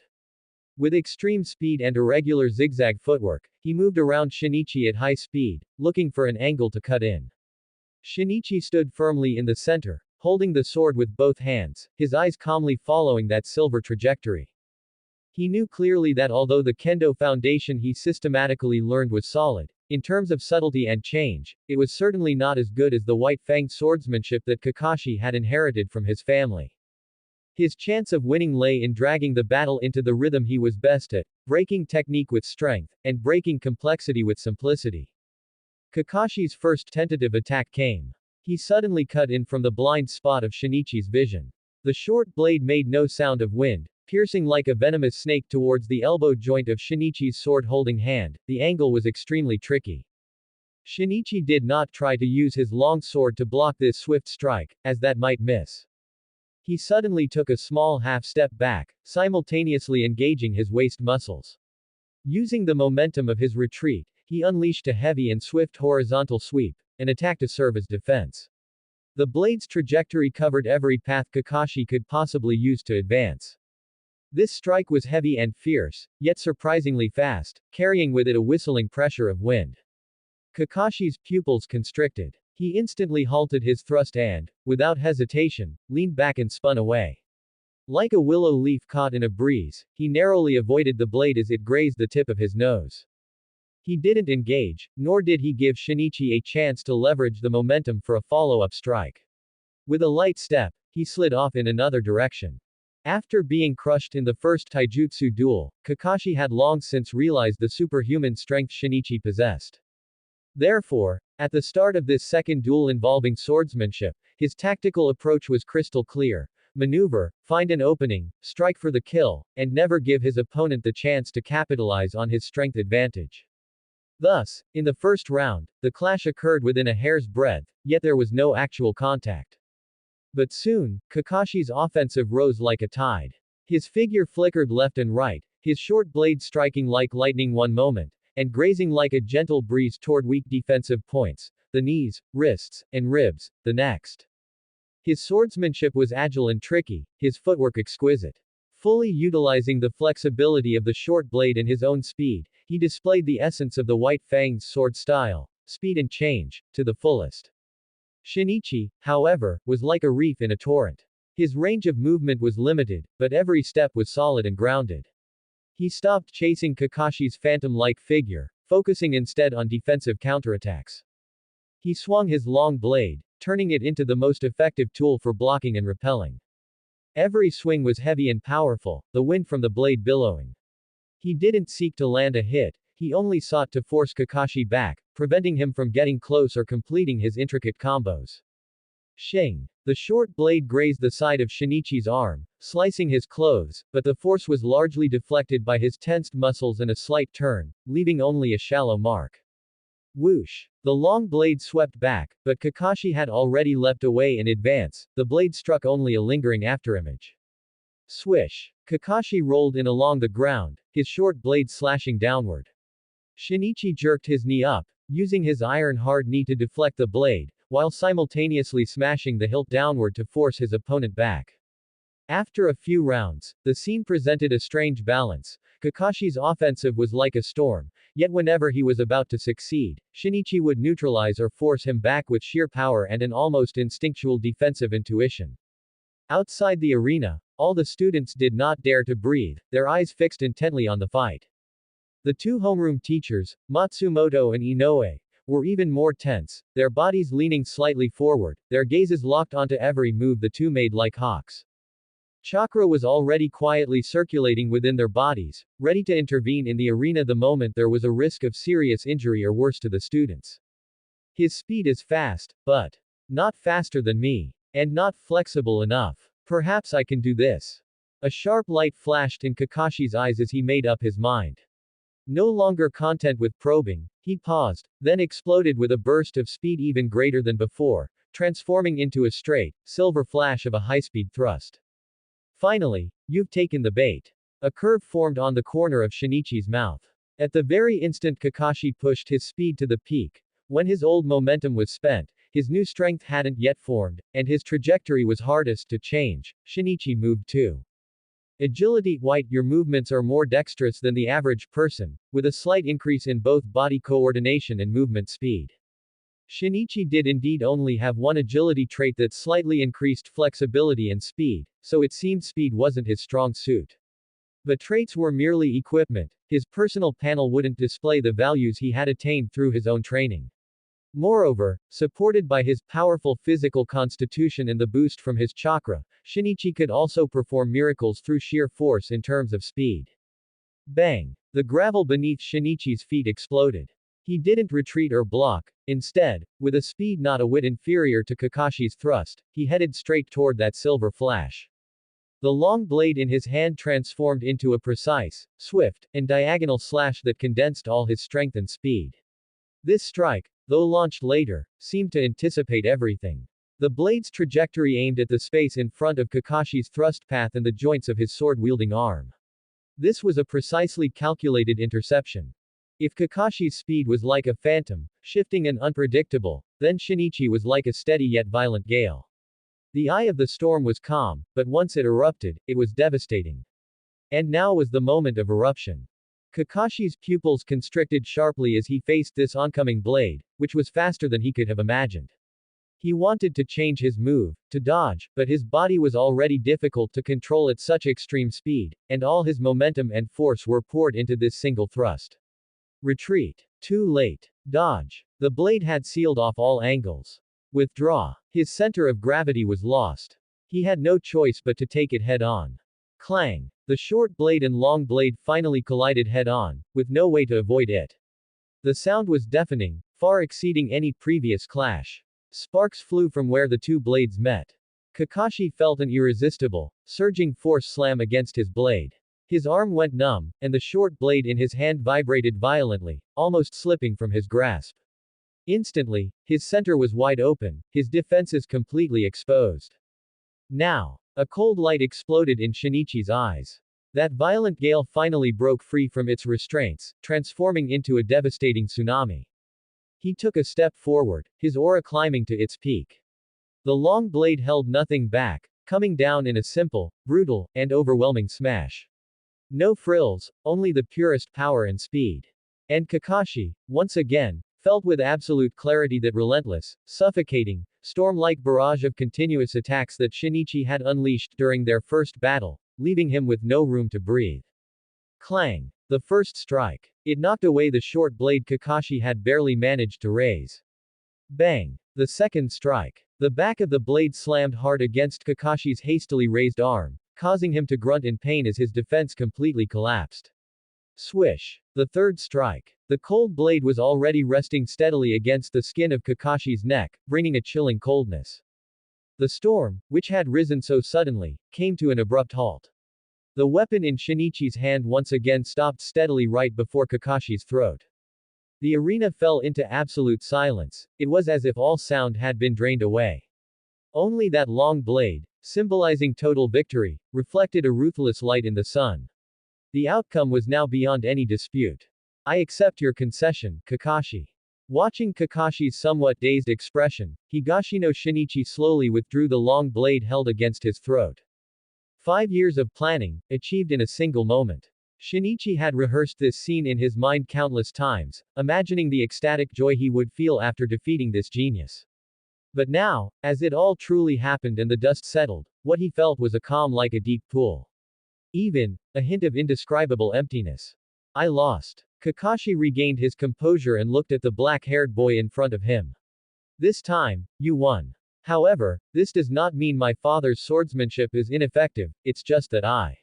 He pursed his lips, ultimately not saying words like, poorly trained, or, lacking strength. Next time, I will win it back. Shinichi met his gaze, his face still wearing that gentle and sunny smile. I look forward to our next match, Kakashi.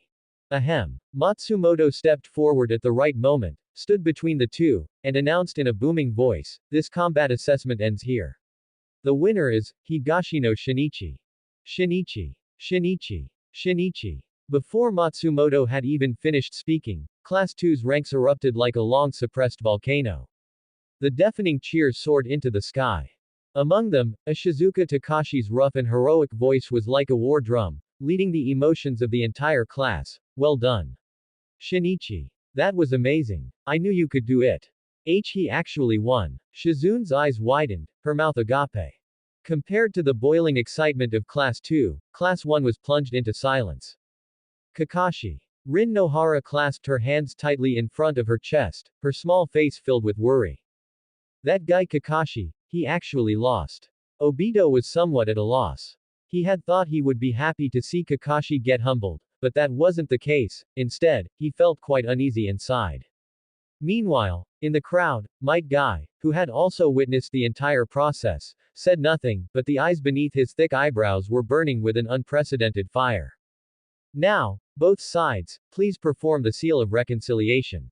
Matsumoto announced loudly at the right moment, drawing everyone's attention back to the ceremonial procedure. Shinichi and Kakashi extended their hands to perform the seal of reconciliation. After performing the seal, Kakashi said nothing and turned back to the Class 1 ranks.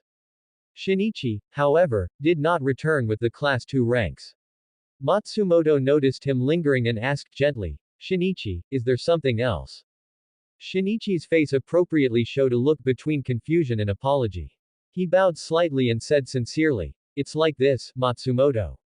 Although this might not be the most appropriate time, I have recently encountered something that has made me somewhat uneasy and confused. Considering that after today's exam, I might not see you again until next semester, I had to take the liberty of asking for your guidance here.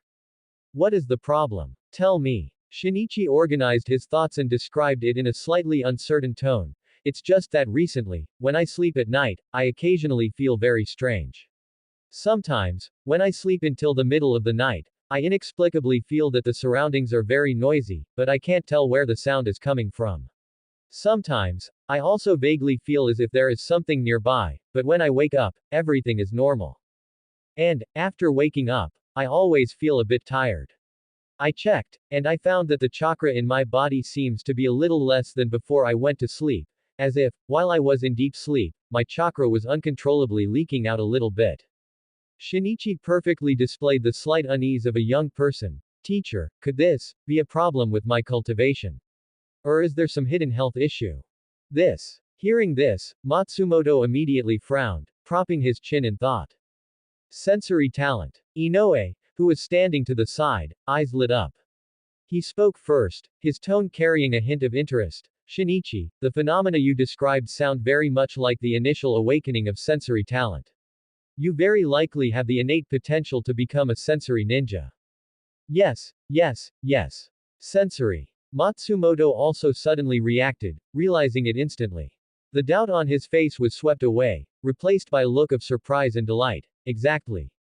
Chakra unconsciously radiating during deep relaxation, creating a faint resonance with the external environment or living beings, thereby producing strange sensations or even vague information feedback. This is precisely one of the common signs of early talent awakening for many sensory ninjas. Sensory ninja. Shinichi appropriately displayed the right amount of confusion and curiosity. Seeing this, Inoue took the initiative to explain to all the students in the arena who had pricked up their ears. Sensory ninjas are those special ninjas who, either by birth or through training, can highly refine and radiate their own chakra to explore the environment, perceive vital signs, and especially detect the chakra of others. They are like the eyes and ears of a squad, playing an irreplaceable role in reconnaissance, surveillance, and tracking. For example, our Konoha's Yamanaka clan excels in sensory ninjutsu.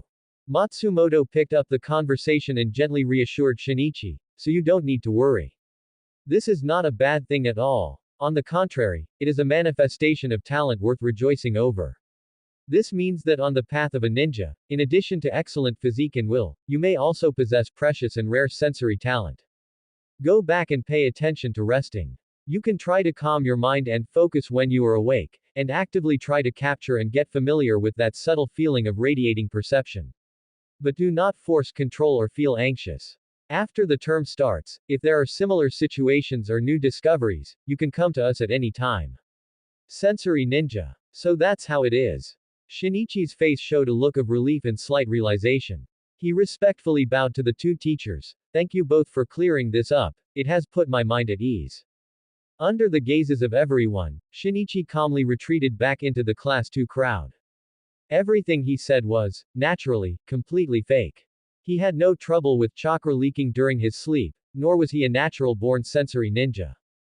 This was still part of the persona he had meticulously planned.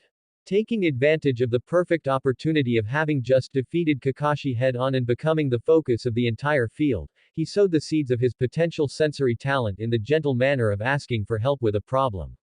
With the authoritative teachers making the judgment and explanation of suspected sensory talent on the spot, and many students hearing it with their own ears and witnessing it with their own eyes, the seeds of the impression had already been planted.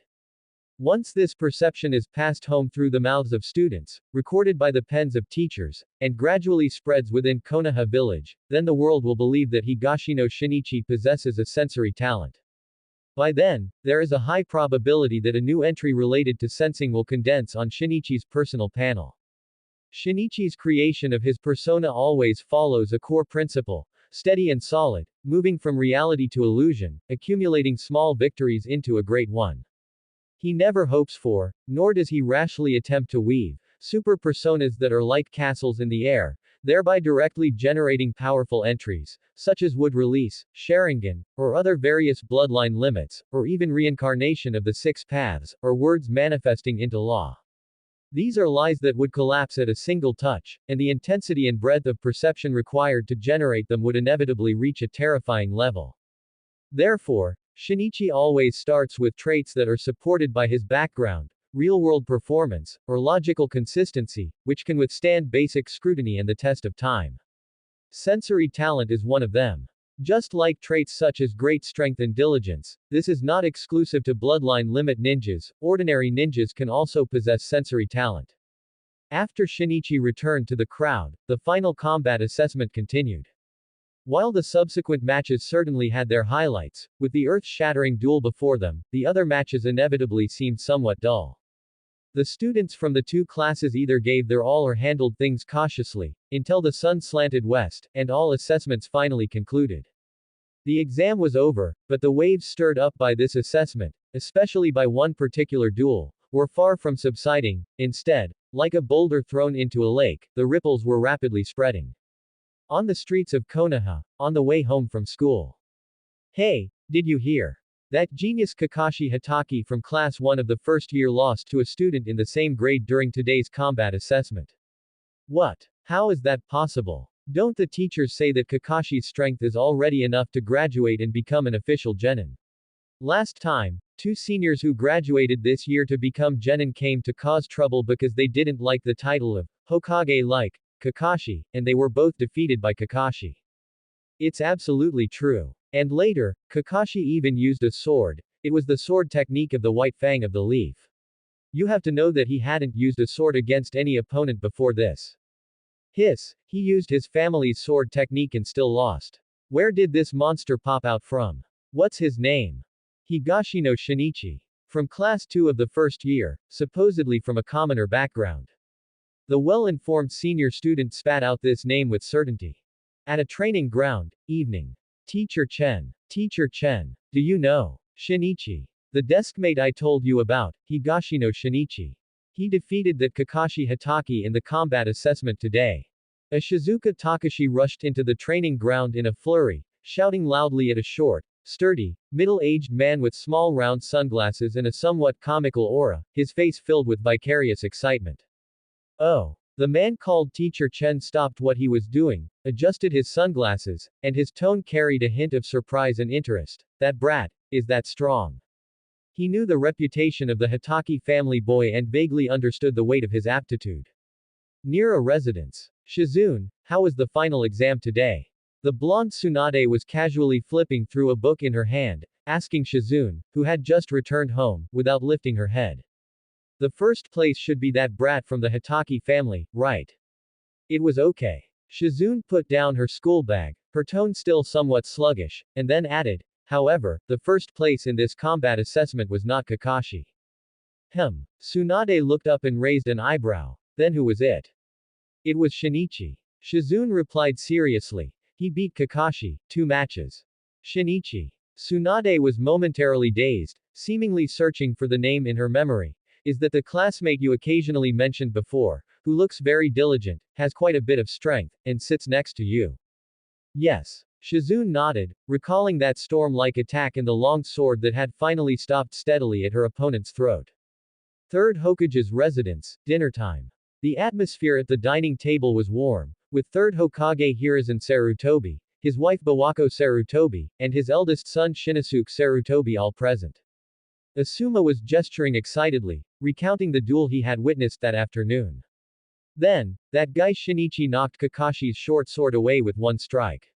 Then there was another attack, and Kakashi couldn't block it at all. Finally, the sword was at his throat. It was too fast. The third Hokage listened silently, his chopsticks pausing slightly. Shinichi. That child carrying a boulder, could actually defeat Kakashi head-on. At this moment, Asuma Sarutobi suddenly said, "Old man, by the way, what is sensory talent?" Today, Teacher Inoue said that Higashino Shinichi likely has sensory talent. The third Hokage's eyes flickered, and he pondered, sensory talent is a very precious ability. Hitaki residence, in the courtyard. Tsukumo Hitaki stood quietly under the veranda, watching his son in the courtyard, who had been practicing sword swings without saying a word since returning from school. After a long time, Tsukumo Hitaki spoke gently, "Kakashi, it's time to eat." Kakashi's movement stopped, he slowly sheathed his sword, and turned to look at his father. "Father, I eat first." Tsukumo Hitaki interrupted him in a gentle tone. Dinner proceeded in relative silence, and after the meal, the two father and son came to the courtyard again. "I heard about today's events." Tsukumo Hitaki looked at his son. "How does it feel to lose?" "I'm very frustrated." Kakashi lowered his head, clenching his fists. "I was too careless, and my strength was." Kakashi. Tsukumo Hitaki placed his hand on his son's shoulder. "Look at me, a momentary victory or defeat doesn't count for much in a long ninja career. Failure is a mirror to see one's own weaknesses. In my eyes, your talent and potential are far stronger than mine were back then, and your future is by no means limited to this." Kakashi raised his head, flames rekindling in his eyes. "I will definitely defeat him next time, father." Tsukumo Hitaki smiled with relief. "I believe in you. However, cultivation must be gradual, one must not seek quick success." Speaking of this, his tone shifted to giving instructions. "By the way, I have to leave the village tomorrow morning for a mission, which might take some time. When I am away, you must take care of yourself. If there is anything you don't understand in your cultivation, you can write it down and wait for me to return." "Yes, father, please take care on your way." Kakashi nodded solemnly, turning the bitterness of defeat and the anxiety of his father's departure into a stronger motivation. The night in Konoha gradually deepened, but the name Higashino Shinichi, along with his feat of defeating Kakashi Hitaki head-on and the rumors of his vague sensory talent, were like a suddenly ignited wildfire, rising and spreading at an astonishing speed in every corner of the village, scorching the perceptions of many people. 1 week later. The impact brought by defeating Kakashi was intuitive. Walking on the streets, Shinichi could more frequently feel the sidelong glances and scrutiny from passers-by, and occasionally catch fragments of whispered discussions. This level of popularity was something he had never reached in the years of accumulation before. During this time, Shinichi's personal panel generated new entries, and some of the original ones were upgraded. However, the change that Shinichi most anticipated and considered core had not yet appeared. Just when Shinichi was a bit disappointed, feeling that his plan might have fallen through. This morning, after he finished his morning training and washed up at home, when his mind habitually swept over his personal panel. At the very top of the talent entry column, without any warning, a beam of azure light suddenly surged forth. That light was pure, deep, and carried a certain otherworldly texture, completely different from the previous white and green radiance. Within the light, a brand new line of text, seemingly condensed from starlight, slowly emerged and solidified. Genius Blue, you are an absolute genius who demonstrates exceptional talent in all aspects. The efficiency and upper limits of all fields, including learning, cultivation, combat, and innovation, have all received a comprehensive and significant boost. Hee hee, ha ha hey hey. Looking at the newly generated entry above, a curve appeared on the corner of Shinichi's mouth, and a low, tremulous laughter spilled from his throat, barely suppressed at first. But that emotion, which had been suppressed for too long, soon became like volcanic lava that had finally found a fissure, and could no longer be contained. Ha ha ha ha ha ha. The wild state on Shinichi's face receded like a tide, and he became calm again. He cast his gaze onto the personal panel. Name: Higashino Shinichi. Occupation: Ninja Academy student, sword apprentice. Talent: Genius blue, innate super strength green, diligence makes up for mediocrity green, quick-witted green, sword proficiency green, sensing white. Compared to a week ago, the changes to the panel were significant. Genius blue goes without saying. This is the core fruit of victory from this plan and a sign of qualitative change. Regarding entry upgrades: Intelligent white upgraded to quick-witted green, basic sword technique upgraded to sword proficiency green. Quick-witted green, your thoughts flow like electricity, inspiration appears frequently, and you can quickly grasp key points and derive new ideas and solutions. This change is logical. In the eyes of the outside world, being able to defeat a genius like Kakashi head-on indicates that Shinichi himself is also a genius, and genius is often linked to intelligence. Sword proficiency green, you have surpassed the basics and stepped into the hall of sword techniques. Not only is your speed in learning and mastering sword moves faster, but you can also more effectively create and seize decisive openings in combat. This is also a direct gift from defeating Kakashi. The reputation of the White Fang of the Leaf and his master sword technique is just too renowned. Shinichi, in full view of everyone, broke a sword with his sword and won cleanly, causing a huge impact in the hearts of the onlookers. Being able to defeat the White Fang's sword technique, even if it was only the sword technique performed by his son, must have reached an extremely high level. In comparison, basic taijutsu failed to upgrade, perhaps because of this, because to some extent, this upgrade of sword technique indeed cleverly used the gold-lettered signboard of the White Fang as a stepping stone. And then there are the new entries. Sensing white, your five senses are sharper than ordinary people's, allowing you to notice sounds from further away, subtler sense, faster movement trajectories, and other information in the environment that is easily overlooked. This is the proof that his carefully laid out persona of sensory talent has achieved initial success. The generation of the sensing entry means that the outside world has initially recognized his particularity in this aspect. Although it is currently only white, enhancing the sharpness of the five senses, such as sounds from further away, subtler sense, faster eyesight, etc., it is of no small help to him, and it has already laid a foundation for him to truly possess chakra sensing ability in the future. One victory, multiple harvests. The newly generated blue core entry establishes supreme potential and growth efficiency. The newly advanced green entries strengthen combat and intellectual advantages in key areas. The newly appeared white entry opens up a new track for auxiliary abilities.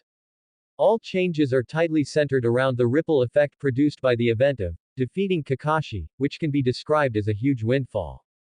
Shinichi's gaze focused again on that brand new blue entry genius. The moment he obtained it, he felt as if his thinking had been invisibly upgraded. Knowledge points that previously required repeated deliberation could now be understood at their essence with just a slight review. Certain rough spots in his past cultivation that he had grown accustomed to now clearly presented better paths. Even recalling the battle fragments with Kakashi, many subtle solutions he hadn't thought of at the time emerged. Not only was there an improvement in thinking, but Shinichi also discovered that his overall physical quality and chakra had also welcomed further enhancement. Only now did he clearly realize what the all fields mentioned in the genius entry introduction meant. In the words of his past life, this entry not only strengthened his comprehension ability but also improved his inherent aptitude and foundation. However, the generation conditions for blue-level entries are more demanding than expected. The White Fang of the Leaf, Tsukumo Hatake, is a recognized hero of the village, with strength and reputation even surpassing the Sannin. His son, that genius Kakashi who had long been famous, had been under a certain spotlight for a long time. He had even been quietly endowed with the shining halo of Hokage-like by him, which almost everyone in Konoha knew about. Defeating such a target undoubtedly caused a sensational effect, but even so, from the event's occurrence to the entry's generation, a full week of fermentation time was still required. What does this indicate? It indicates that the birth of a blue entry requires not only that the scope of the event's influence spreads across the entire Konoha village and forms widespread discussion, but also requires depth and intensity to cause a sufficiently shocking effect.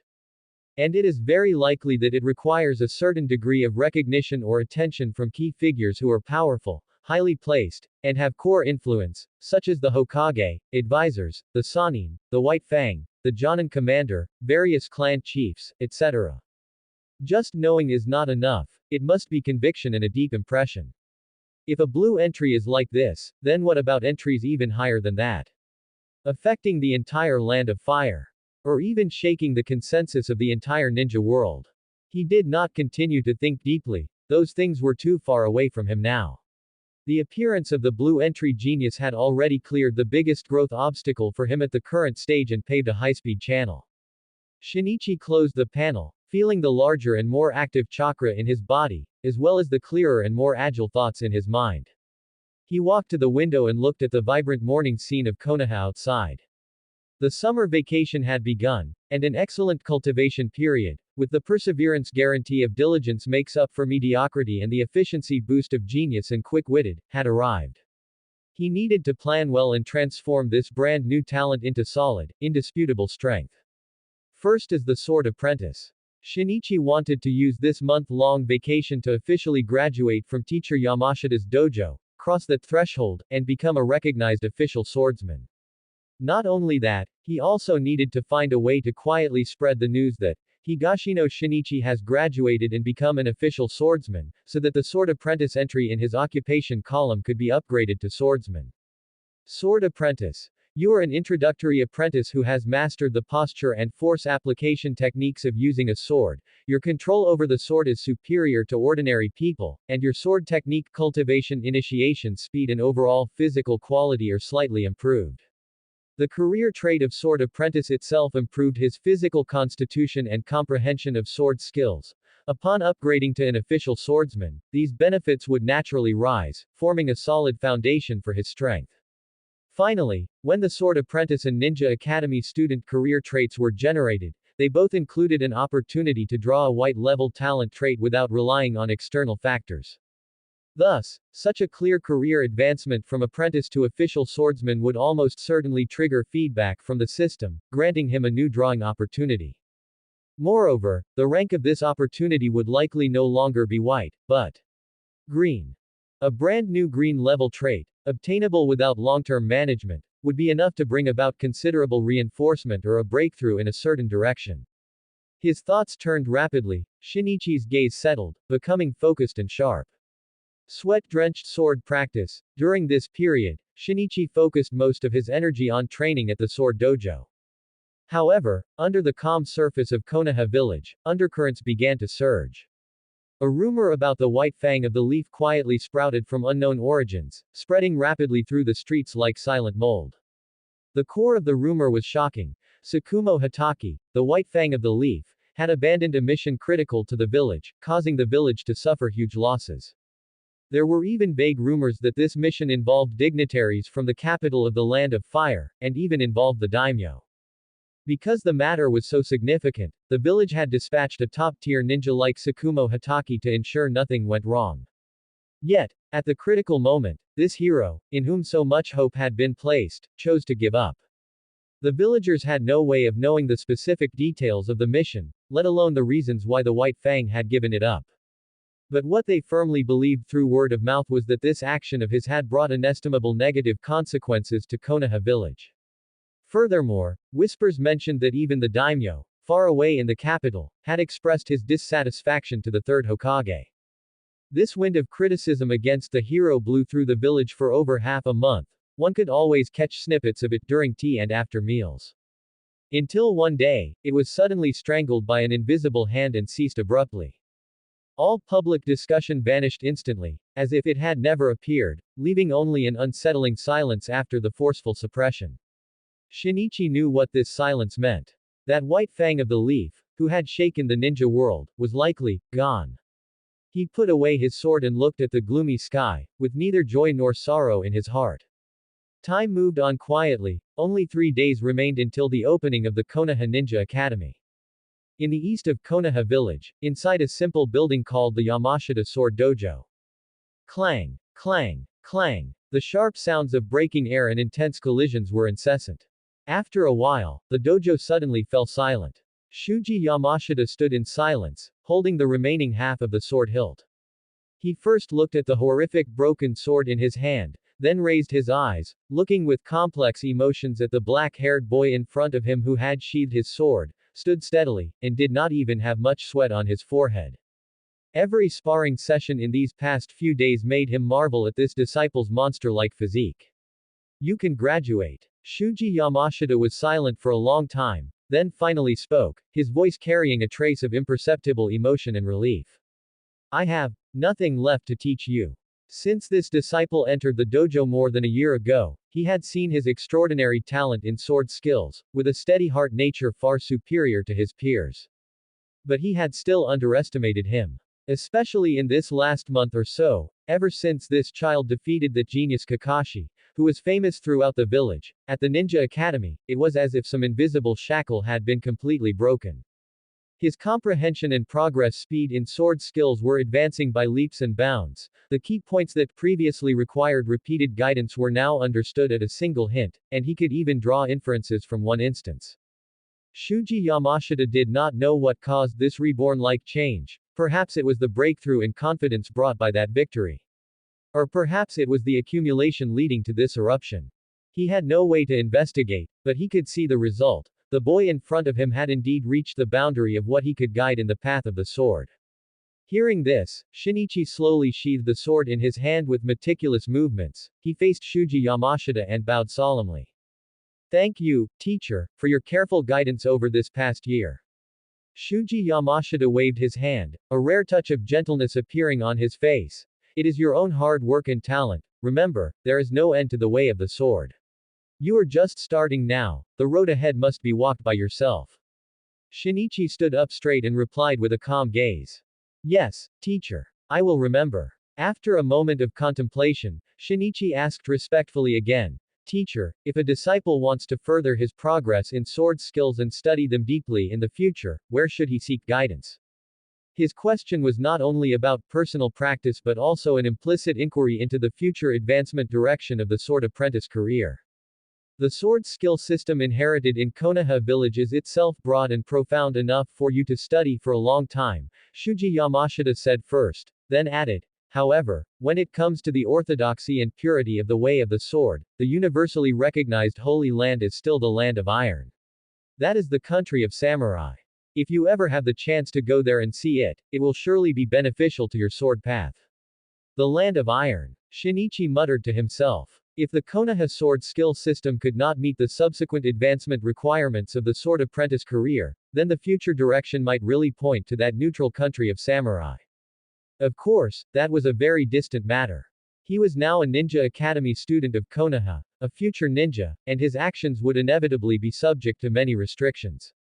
Making a mental note of this, Shinichi changed the subject and said earnestly, Teacher, to thank you for your careful guidance over the past year, I would like to host a modest banquet at Aji no Takumi restaurant in the village tomorrow afternoon to hold a gratitude gathering. I wonder if you would do me the honor of attending. Thanking the teacher for his guidance was sincere, but this gratitude gathering clearly carried a deeper purpose. Shinichi was very clear about the customs of this world. Like in his previous life in Japan, matters like graduating from an apprenticeship were more inclined towards simple celebrations with a sense of ritual and cohesion between master and disciple or within a small circle, just expressing one's heart was enough. But what he wanted to do was completely different. Borrowing from the atmosphere in his memories of his previous life, he intended to turn this gratitude gathering into a large-scale, banquet-style, social event. He not only wanted to invite teacher Yamashita and other fellow disciples from the Sword Dojo, but he also planned to send out invitations widely, or at least release the news, to gather people from all the circles he knew and had come into contact with.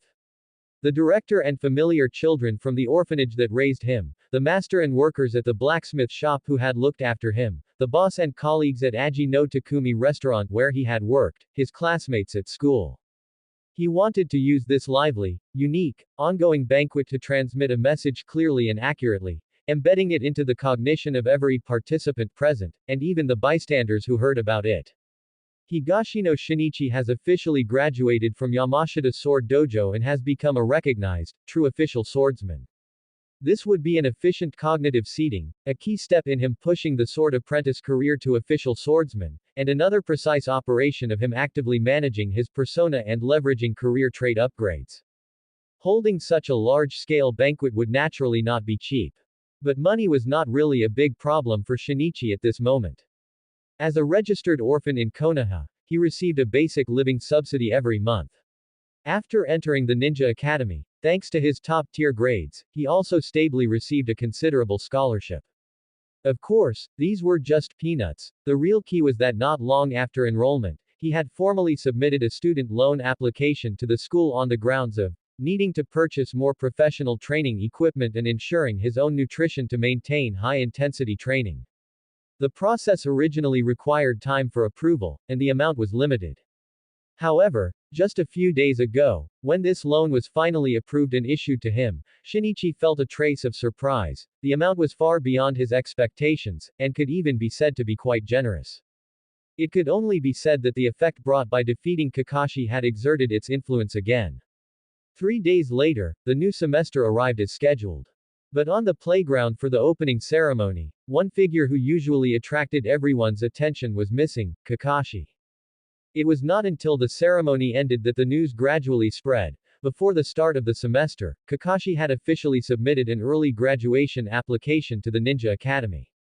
He was fully preparing for the graduation exam 3 days later. It is said that even the third Hokage would personally attend to observe the exam. This could be considered a major event in the Ninja Academy, and even in all of Konoha.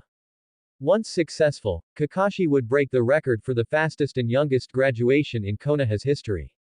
Since the rumors about the White Fang had circulated for a very short time, and the news of his suicide had not been made public. Therefore, in the eyes of the vast majority of teachers and students, this sudden move by Kakashi was likely because he had been defeated by Higashino Shinichi and stimulated, so he used this method to prove that his talent had not been dimmed and that he was still stronger. Of course, some careful bystanders felt a trace of doubt. If it was just to prove he was stronger, why not directly challenge Higashino Shinichi to a more formal revenge battle? Why insist on choosing the path of early graduation? Perhaps geniuses always have pride and logic of action that ordinary people find difficult to understand. Regardless of the reason, the storm of Kakashi's graduation inevitably dragged Higashino Shinichi, who had defeated him, into the vortex of public opinion. While people were discussing Kakashi, speculations and discussions such as, would that Shinichi who defeated Kakashi make a move too? Would he also apply for early graduation? Began to spread quietly. Shinichi did not take these disturbances to heart. As soon as the opening ceremony ended, he went straight to the teacher's office and found his homeroom teacher, Matsumoto. What? In the office, Matsumoto's face was full of astonishment. You don't want to apply for early graduation too, do you? He couldn't help but misunderstand. His student had come up and said he had basically mastered the school curriculum and hoped to come into contact with more systematic and in-depth ninjutsu learning. This sounded exactly like a prelude to applying for graduation. Shinichi, you must not be impulsive. Teacher Matsumoto hurriedly tried to dissuade him. You are still too young, don't look at what Kakashi is doing and follow suit. Higashino Shinichi defeating Kakashi was indeed a shocking victory, but this by no means meant that he possessed all-around capabilities required of an official ninja now. Kakashi had a family background and possessed 5 attribute chakra, which meant he had richer means of coping and a higher tactical ceiling when facing enemies or environmental obstacles of any attribute. We have all seen your potential. Precisely because of that, you must be steady. Seeing Shinichi's complexion looked a bit strange, Teacher Matsumoto's tone softened a bit. You misunderstood, teacher. Shinichi shook his head and explained. I don't want to graduate early. I just want to ask, through what formal channels and by meeting what conditions can one come into contact with more systematic and in-depth ninjutsu learning? You want to learn higher level techniques? Yes. What exactly do you want to learn? The shadow clone technique. Shadow clone. Teacher Matsumoto was slightly surprised. He did not ask how Shinichi knew about the shadow clone technique. It was nothing more than this diligent student having seen it in the Ninja Academy library or the village library, but instead asked, "Why do you want to learn this ninjutsu?" It's like this, teacher. I always feel that there is not enough time for cultivation. When checking materials, I learned about the shadow clone technique created by the second Hokage, which can create clones with physical bodies. They can act and fight independently, and after dispelling them, the clones, memories and experiences will return to the main body. Shinichi's tone was sincere. I was thinking, since experience and memory can return, then is it possible for this technique to be used to assist in cultivation? Theoretically, if it can be reasonably utilized, is it equivalent to disguisedly extending effective cultivation or learning time? Used for cultivation. Teacher Matsumoto's heart moved. This idea was very consistent with the child's consistent diligence. It is indeed a creative idea, but he first gave affirmation, then changed the subject, pointing out the key. The amount of chakra consumed by the shadow clone technique is very large. The clones, memories and experiences will return, but fatigue and burden will also stack. Moreover, it only brings back memories and experiences. The actual cultivation results, such as the growth of physical strength and the refining of chakra, still need to be completed step by the main body. So that's how it is. Shinichi wore a look of appropriate realization. Of course, he had long known about these limitations, but if he appeared to know everything, it would make the teacher lose the sense of achievement in teaching. Teacher, I understand the risks and limitations you mentioned. Thank you very much for your reminder. Shinichi's gaze became firm again. But even so, its auxiliary role in some aspects is still very large. For example, I can practice taijutsu myself, but shadow clones might help me learn more theoretical knowledge at the same time, summarize response strategies in different situations, and even simulate some low-intensity chakra control exercises. This can greatly improve the efficiency of my learning and summarizing. Then, teacher, through what channels can I learn the shadow clone technique? Hearing this, teacher Matsumoto frowned slightly, showing a look of embarrassment. If Shinichi wanted to learn a D rank, or even an ordinary C rank ninjutsu, he, as a homeroom teacher and a chunin, might be able to make the decision, find an opportunity to guide him privately, which could count as cultivating an excellent student. But the shadow clone technique was different.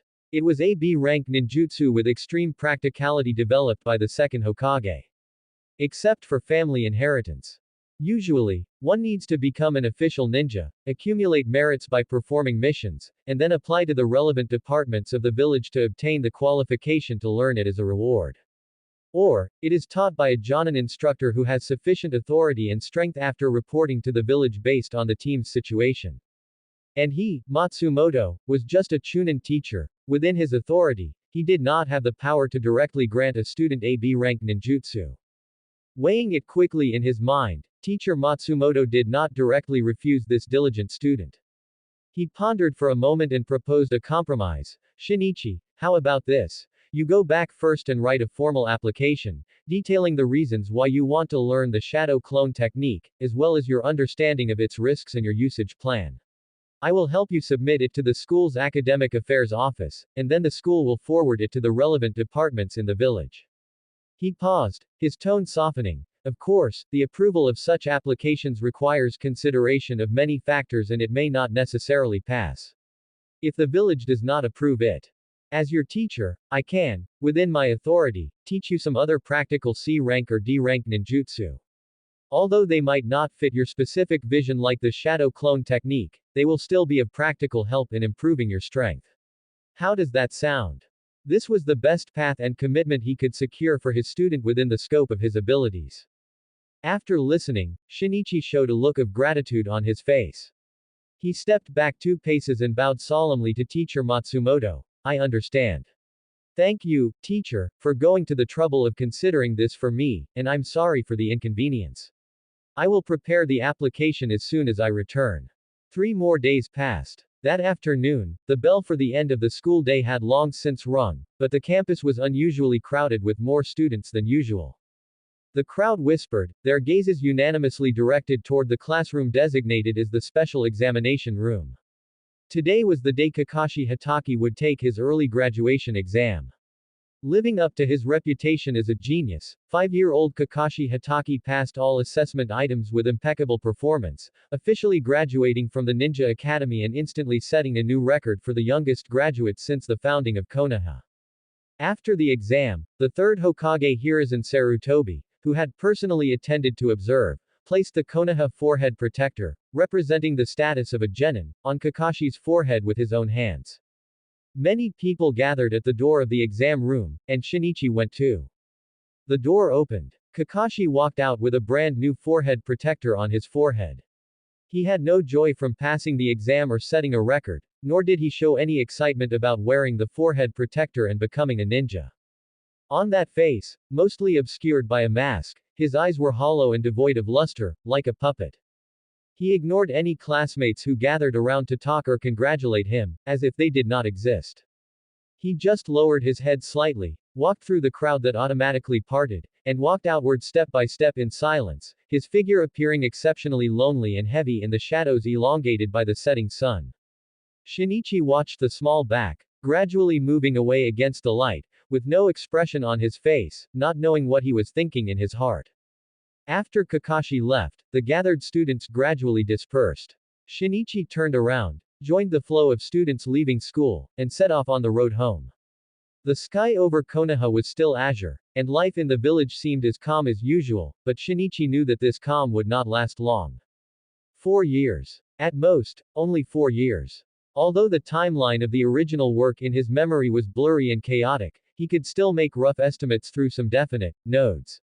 For example, most people in their class, Asuma Sarutobi, Kurenai Yuhi, Shizune, and even the dead last like Uchiha Obito, graduated at the age of 9. As for himself, because he started school a year late, he would be 10 by then.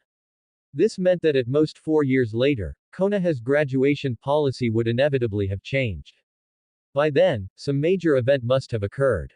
Even if the Third Shinobi World War had not yet fully erupted, the situation must have suddenly become tense, causing the high-level officials of Konoha to have a strong sense of crisis, thereby approving a batch of students to graduate early to supplement manpower. In other words, the relatively stable school growth time he could have was at most only 4 years left. 4 years later, whether or not he stepped directly onto the most brutal battlefield, he would inevitably begin a ninja career truly intertwined with blood and fire. The sense of urgency, like a silent second hand, ticked clearly in his heart every moment. Walking in the afterglow of the setting sun, Shinichi's mind raced, constantly planning his future path. Building a persona, generating and upgrading entries, remained the most core and fundamental path to improving strength. This point had never wavered. The efficiency of entry generation and upgrading fundamentally depended on the breadth, depth, and authority of external recognition. The efficiency between studying at the Ninja Academy and just graduating as a genin was actually not much different, or even worse. The real watershed lay in becoming a famous ninja. Only when he could possess a unique title that resounded throughout the ninja world, like the White Fang of the Leaf, the Sannin, or the Yellow Flash, would it mean that his existence was known, discussed, feared, or worshipped by countless ninjas and factions in the entire ninja world. That would be a qualitative change in the scope of recognition. By then, the generation and upgrade speed of entries might usher in a real explosion. So in these 4 years, Shinichi wanted to farm as many entries as possible and raise them as high as possible. This was not only to ensure that when he became a ninja, his strength would stand at a high starting point to ensure he would not die prematurely in the early stage, but also to shorten the time it took for him to become a famous ninja. At the same time, besides entries, how to effectively utilize existing resources to contact and obtain more advanced legacy and guidance was also put on the agenda. His gaze fell on his 2 special desk mates, Ishizuka Takashi and Shizune. Over these few months, relying on his gentle nature, consistently top-tier grades, and the invisible assistance of the affinity entry, he had gotten along quite well with these 2 desk mates. His interaction with Ishizuka Takashi was the most direct and straightforward. This cheerful boy had a simple mind and advocated hard work and persistence. Shinichi's solid performance in taijutsu and his hard-working attitude were very much to his liking. The two often sparred and exchanged insights on taijutsu. Their relationship had long surpassed that of ordinary classmates, carrying a sense of mutual appreciation as companions. Through Takashi, contacting the taijutsu master known as the Konoha Dragon God, teacher Chen Baojun, seemed to be a feasible path. As for his relationship with Shizune, it was a long-term familiarity and tacit understanding. Shizune had a somewhat lazy and introverted personality, but she was sharp in observation and kind-hearted. As her desk mate, Shinichi's diligence, calmness, and occasional reliability had gradually won her trust and a faint fondness. Now, he could occasionally hear her mention that unreliable Lady Tsunade. Relationships were bridges, but how to cross the bridge, gain trust, and subsequently obtain guidance or legacy required more delicate design and grasp of timing. 4 years was not short, but not long either. He had to formulate a more precise and efficient plan, incorporating the accumulation of entries, the leap in strength, and the establishment of key connections, all to be advanced in parallel. Shinichi slowed his pace and withdrew his gaze from the gloomy sky. Lead-gray clouds hung low, and the air was filled with the earthy smell and stuffiness unique to before rain. It's going to rain, he thought, quickening his pace home. However, just as he turned a street corner, his heart gave a slight, unprovoked throb. It was like a vague pull, an indefinable feeling that made him stop involuntarily, his gaze directed toward the west side of the village, the direction of that silent cemetery. He pondered for a moment, turned his steps, changed direction, and walked toward the cemetery shrouded in increasingly gloomy skies. Meanwhile, at the Konoha cemetery, lead-colored clouds almost pressed down to the treetops, and the wind began to wail, rolling fallen leaves and dust on the ground. In front of a relatively new tombstone, a small figure had been standing for who knows how long.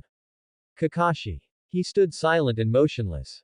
The wind before the rain blew his hair in front of his forehead and his brand new ninja forehead protector, but he seemed unaware. The eyes above the mask stared hollowly ahead, without any strong emotions, only a near-dead blankness, as if all emotions had been buried with the person under the tombstone. He was completely immersed in his own world, or rather, immersed in a silent void. Boom! A pale bolt of lightning tore through the sky, and the thunder that followed made the earth seem to tremble slightly. The long-accumulated torrential rain finally poured down in an instant. Raindrops the size of beans pelted down, instantly shrouding the world in a vast, white curtain of rain and a deafening roar.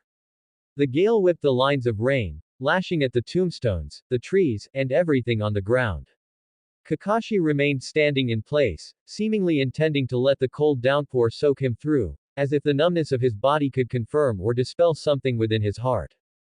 But the sensation of rain hitting his body that he had expected did not come. A relatively quiet shadow enveloped him, a dark umbrella had been opened above his head at some point, blocking out the howling wind and rain of the outside world. Kakashi's hollow eyes moved almost imperceptibly.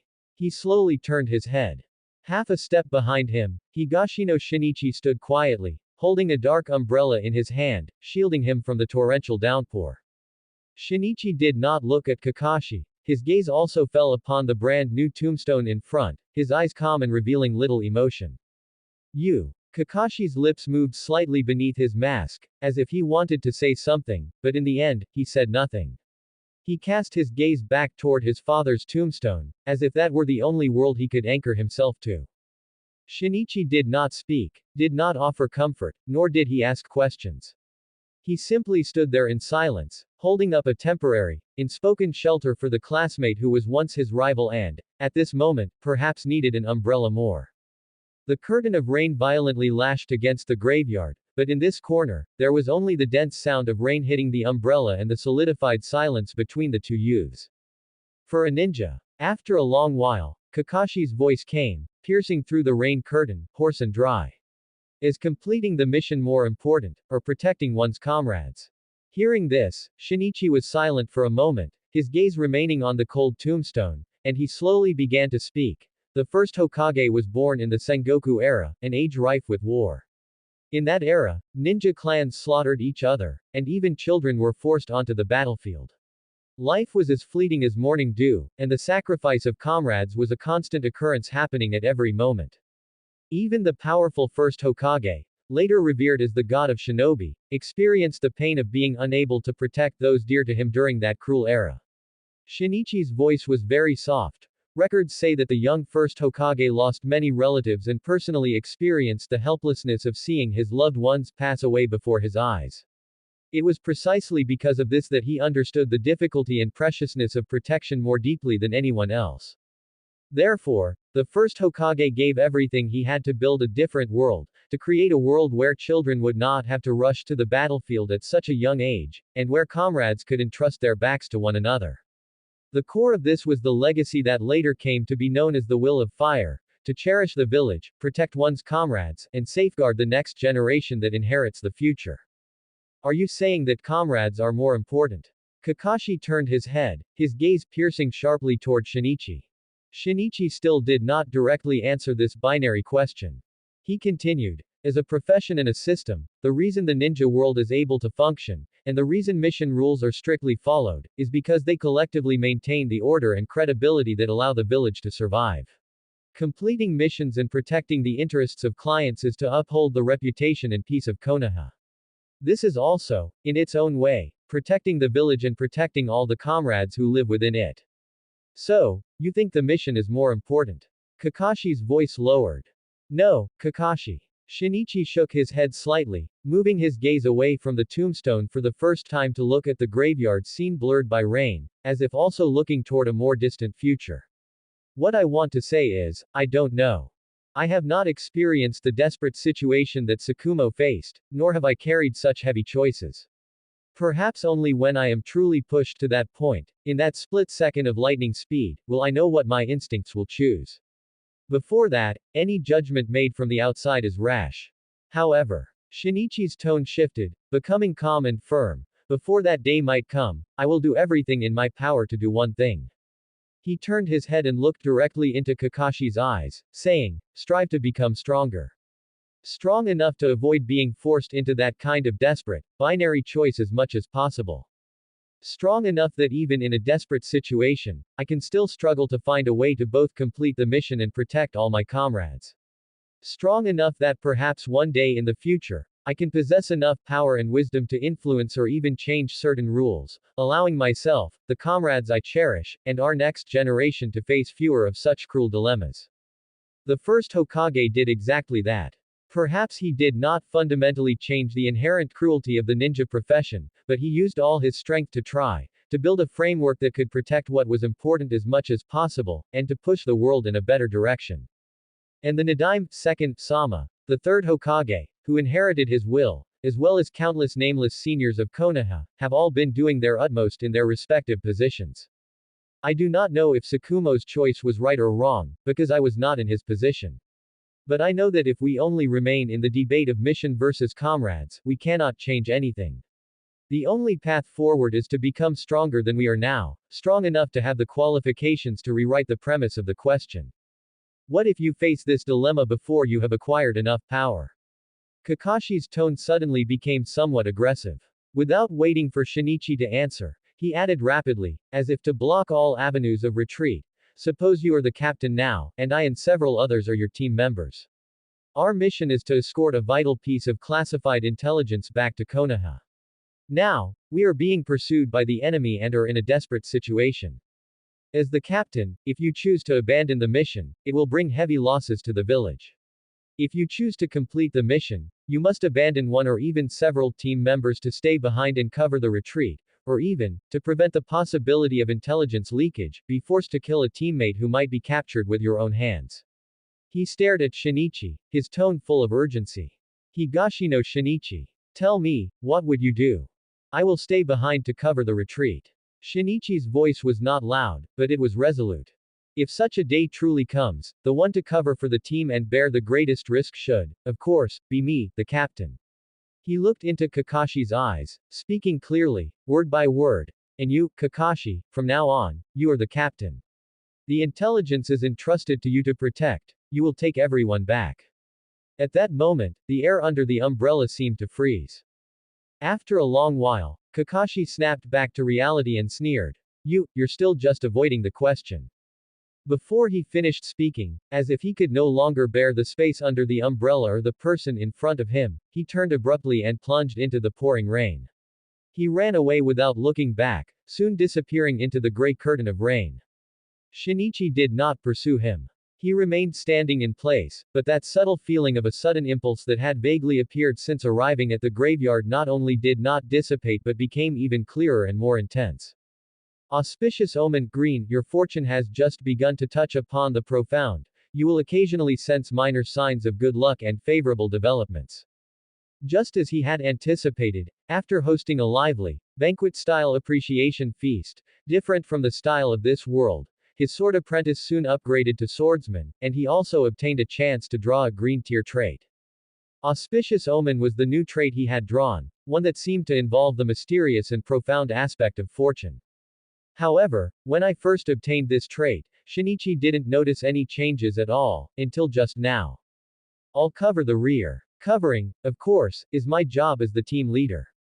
Being the bait, of course, is my job as the Hokage. Kakashi, from now on, you are the team leader. Monkey, from tomorrow on, you are the Hokage. The intelligence is entrusted to you to protect. The village is entrusted to you to protect. In the Hokage office, as the clear and firm voice of the youth in the crystal ball spoke those familiar words. A scene, engraved deep within the third Hokage's soul, incredibly clear and vivid, suddenly surged up. In that instant, the calm and resolute side profile of the black-haired youth in the rain strangely overlapped with the face of his teacher looking back one last time in his memory. A massive sense of trance submerged the third Hokage. The barriers of time seemed to be pierced through at this moment.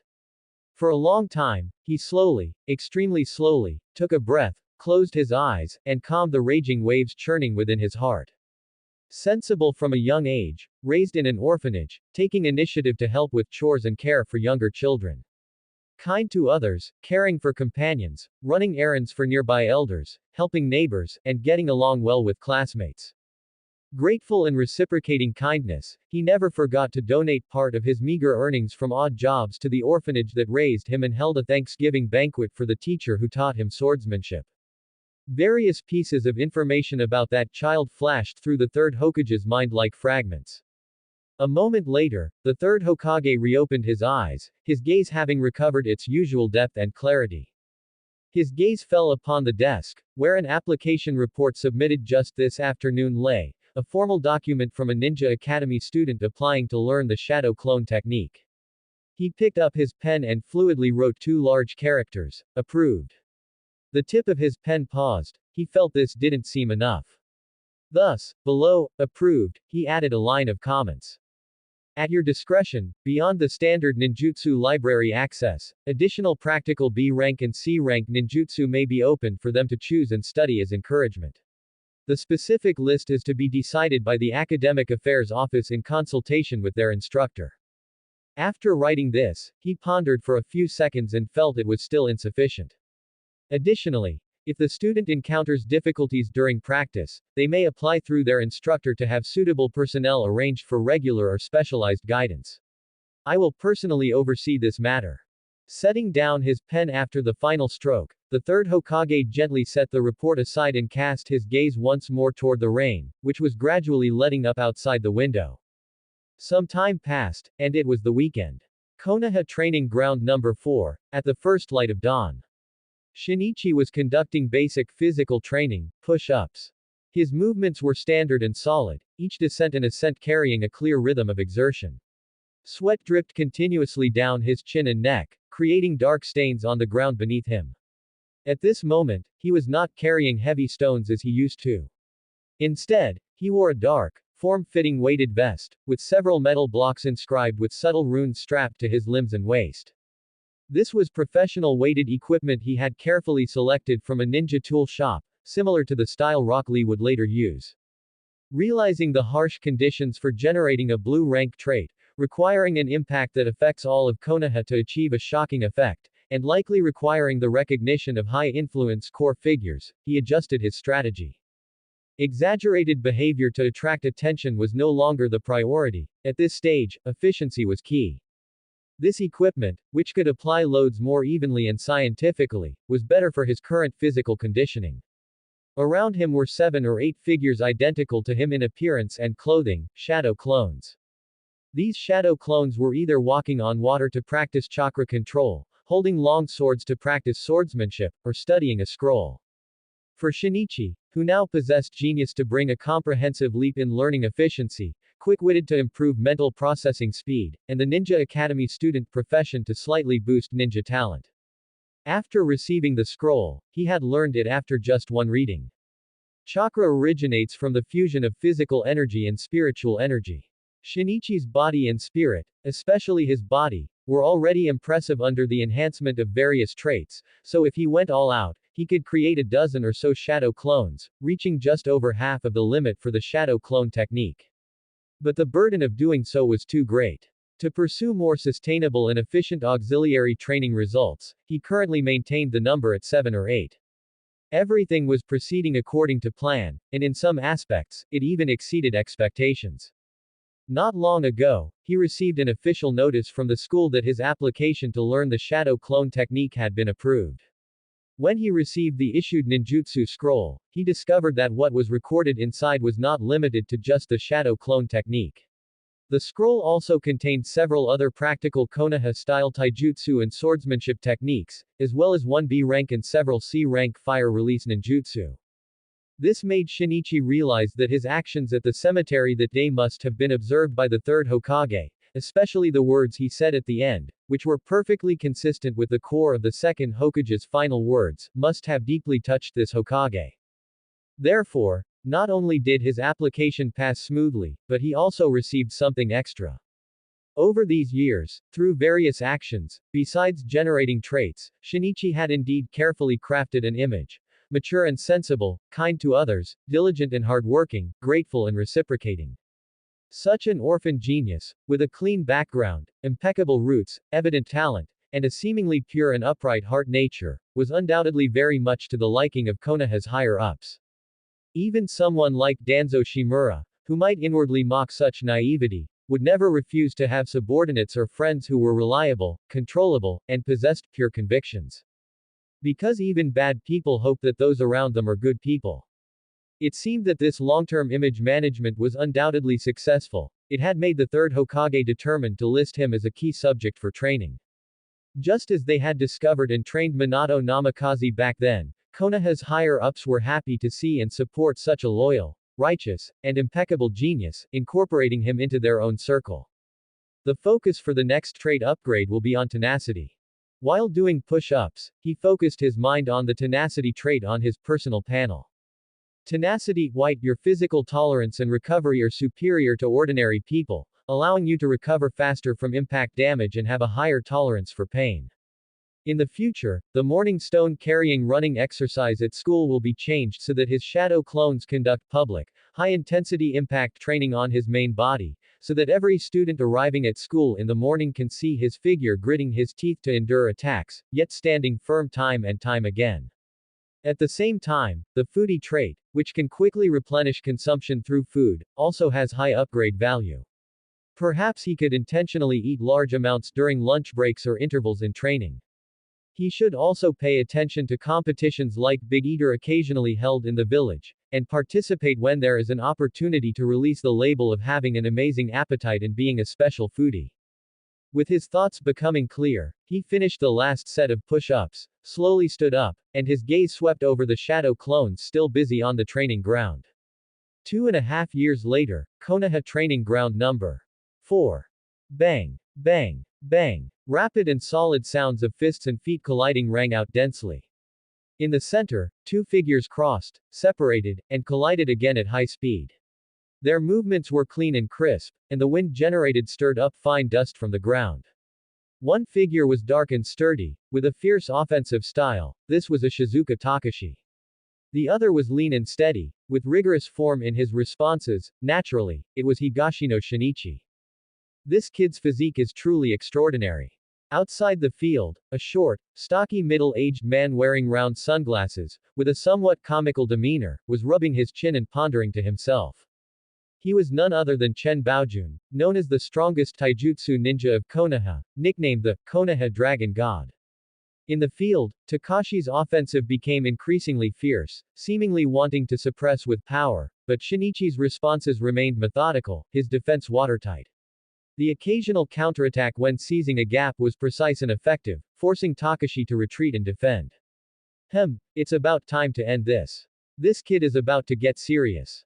Chen Baojun keenly sensed the subtle changes in Shinichi's breath and rhythm. Sure enough, the moment Shinichi parried a heavy punch from Takashi, his feet slid in a strange way, cutting into the center line where his opponent was slightly sluggish due to the exertion of force. His right hand transformed from a palm to a finger, lightning fast, gently touching a certain spot on Takashi's chest and abdomen. As Shizuka Takashi let out a muffled grunt, feeling his breath suddenly cut off. The gathered power instantly dissipated, and his footing became unstable. Shinichi did not miss this opportunity and took advantage of it with a concise sweep kick. Bang! Takashi's sturdy body lost its balance and fell flat on his back, kicking up a cloud of dust. Cough! Ha ha! Takashi lay on the ground, gasped for air, and then laughed, without any frustration. Shinichi, you're still so strong. I thought that move of mine would at least force you back. A smile also appeared on Shinichi's face, his breathing steady. He stepped forward and reached out a hand to Takashi, who was lying on the ground. You've improved a lot, Takashi. Takashi chuckled, gripped Shinichi's hand, used the leverage to jump up, and patted the dust off his body vigorously, his fighting spirit undiminished. Next time. After school starts in a few days, we'll continue.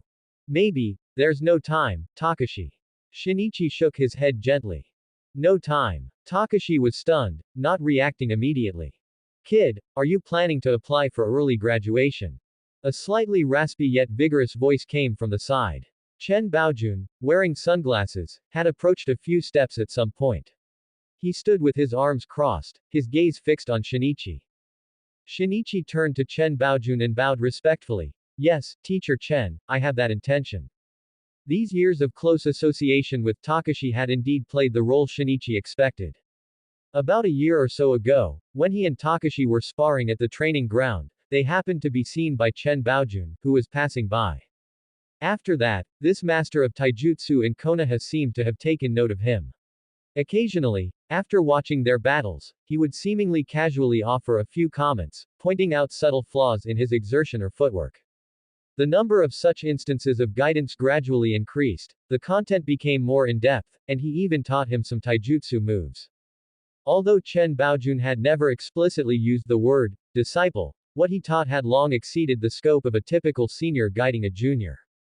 Shinichi was well aware of this and had always treated him with the respect due to a teacher, his attitude respectful and sincere. That's true. Chen Baojun nodded, speaking in a flat tone. At your current level, staying in the ninja academy really won't allow you to learn anything new. Instead, it might limit your growth. Getting out early to experience real missions and hone your practical combat skills will be more beneficial to you. Shinichi, you're graduating early. Takashi finally understood completely, his eyes lighting up suddenly, and a rush of blood went to his head. Then I want to too. Let's go together. Graduate early, my foot. Chen Baojun interrupted unceremoniously, stepped forward, raised his hand, and gave Takashi a solid flick to the head, scolding, your training is still far from enough, and you're already thinking about graduating. Ouch. Takashi clutched his head, complaining aggrievedly, but, might guy from the next class graduated early a year ago, didn't he? At that time, his taijutsu. I think it wasn't even as good as mine. At least might guy knows how to use ninjutsu. Do you? Chen Baojun glared at him irritably. The graduation exam must test the application of basic ninjutsu, especially the three-body technique. You can't even perform the most basic clone technique. What are you going to use to pass? Are you going to go up there and show off your muscles? Chen Baojun's words were incisive. Might Guy was indeed specialized in taijutsu, but he was not completely incapable of ninjutsu. Takashi's situation was more special. Just like Guy's father, Might Die, and later that hard-working genius Rock Lee, he had an innate barrier in the transformation of chakra's form and nature, making it almost impossible for him to perform any conventional ninjutsu. The reason Takashi was still able to become a ninja later on was likely because Konoha's higher-ups, out of respect for and the guarantee of Chen Baojun, this Konoha dragon god and top-tier taijutsu jonin, made a special exception, but that is a story for another time. Ah. Then, doesn't that mean I'll never be able to graduate?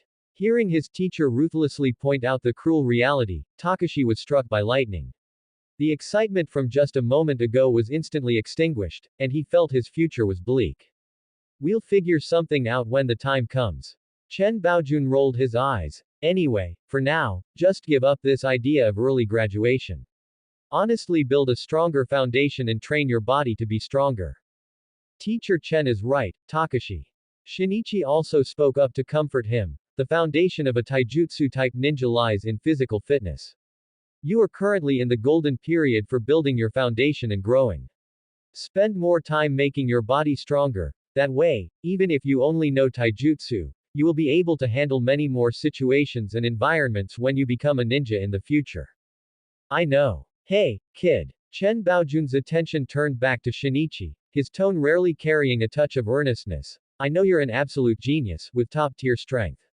At your current level, even if you graduated, you would definitely belong to the top tier among genin and chunin. But, you must remember, in the ninja profession, having strength and talent alone is far from enough.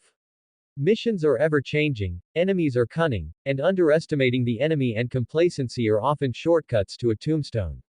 The outside world is 1,000 times crueler than the Ninja Academy's classrooms and training grounds. Always stay vigilant, never underestimate any opponent, and do not overestimate your own luck. Do you understand? Shinichi's expression turned solemn. Meeting Chen Baojun's gaze, he nodded solemnly. I understand, Teacher Chen. Thank you for your guidance, I will keep it in mind.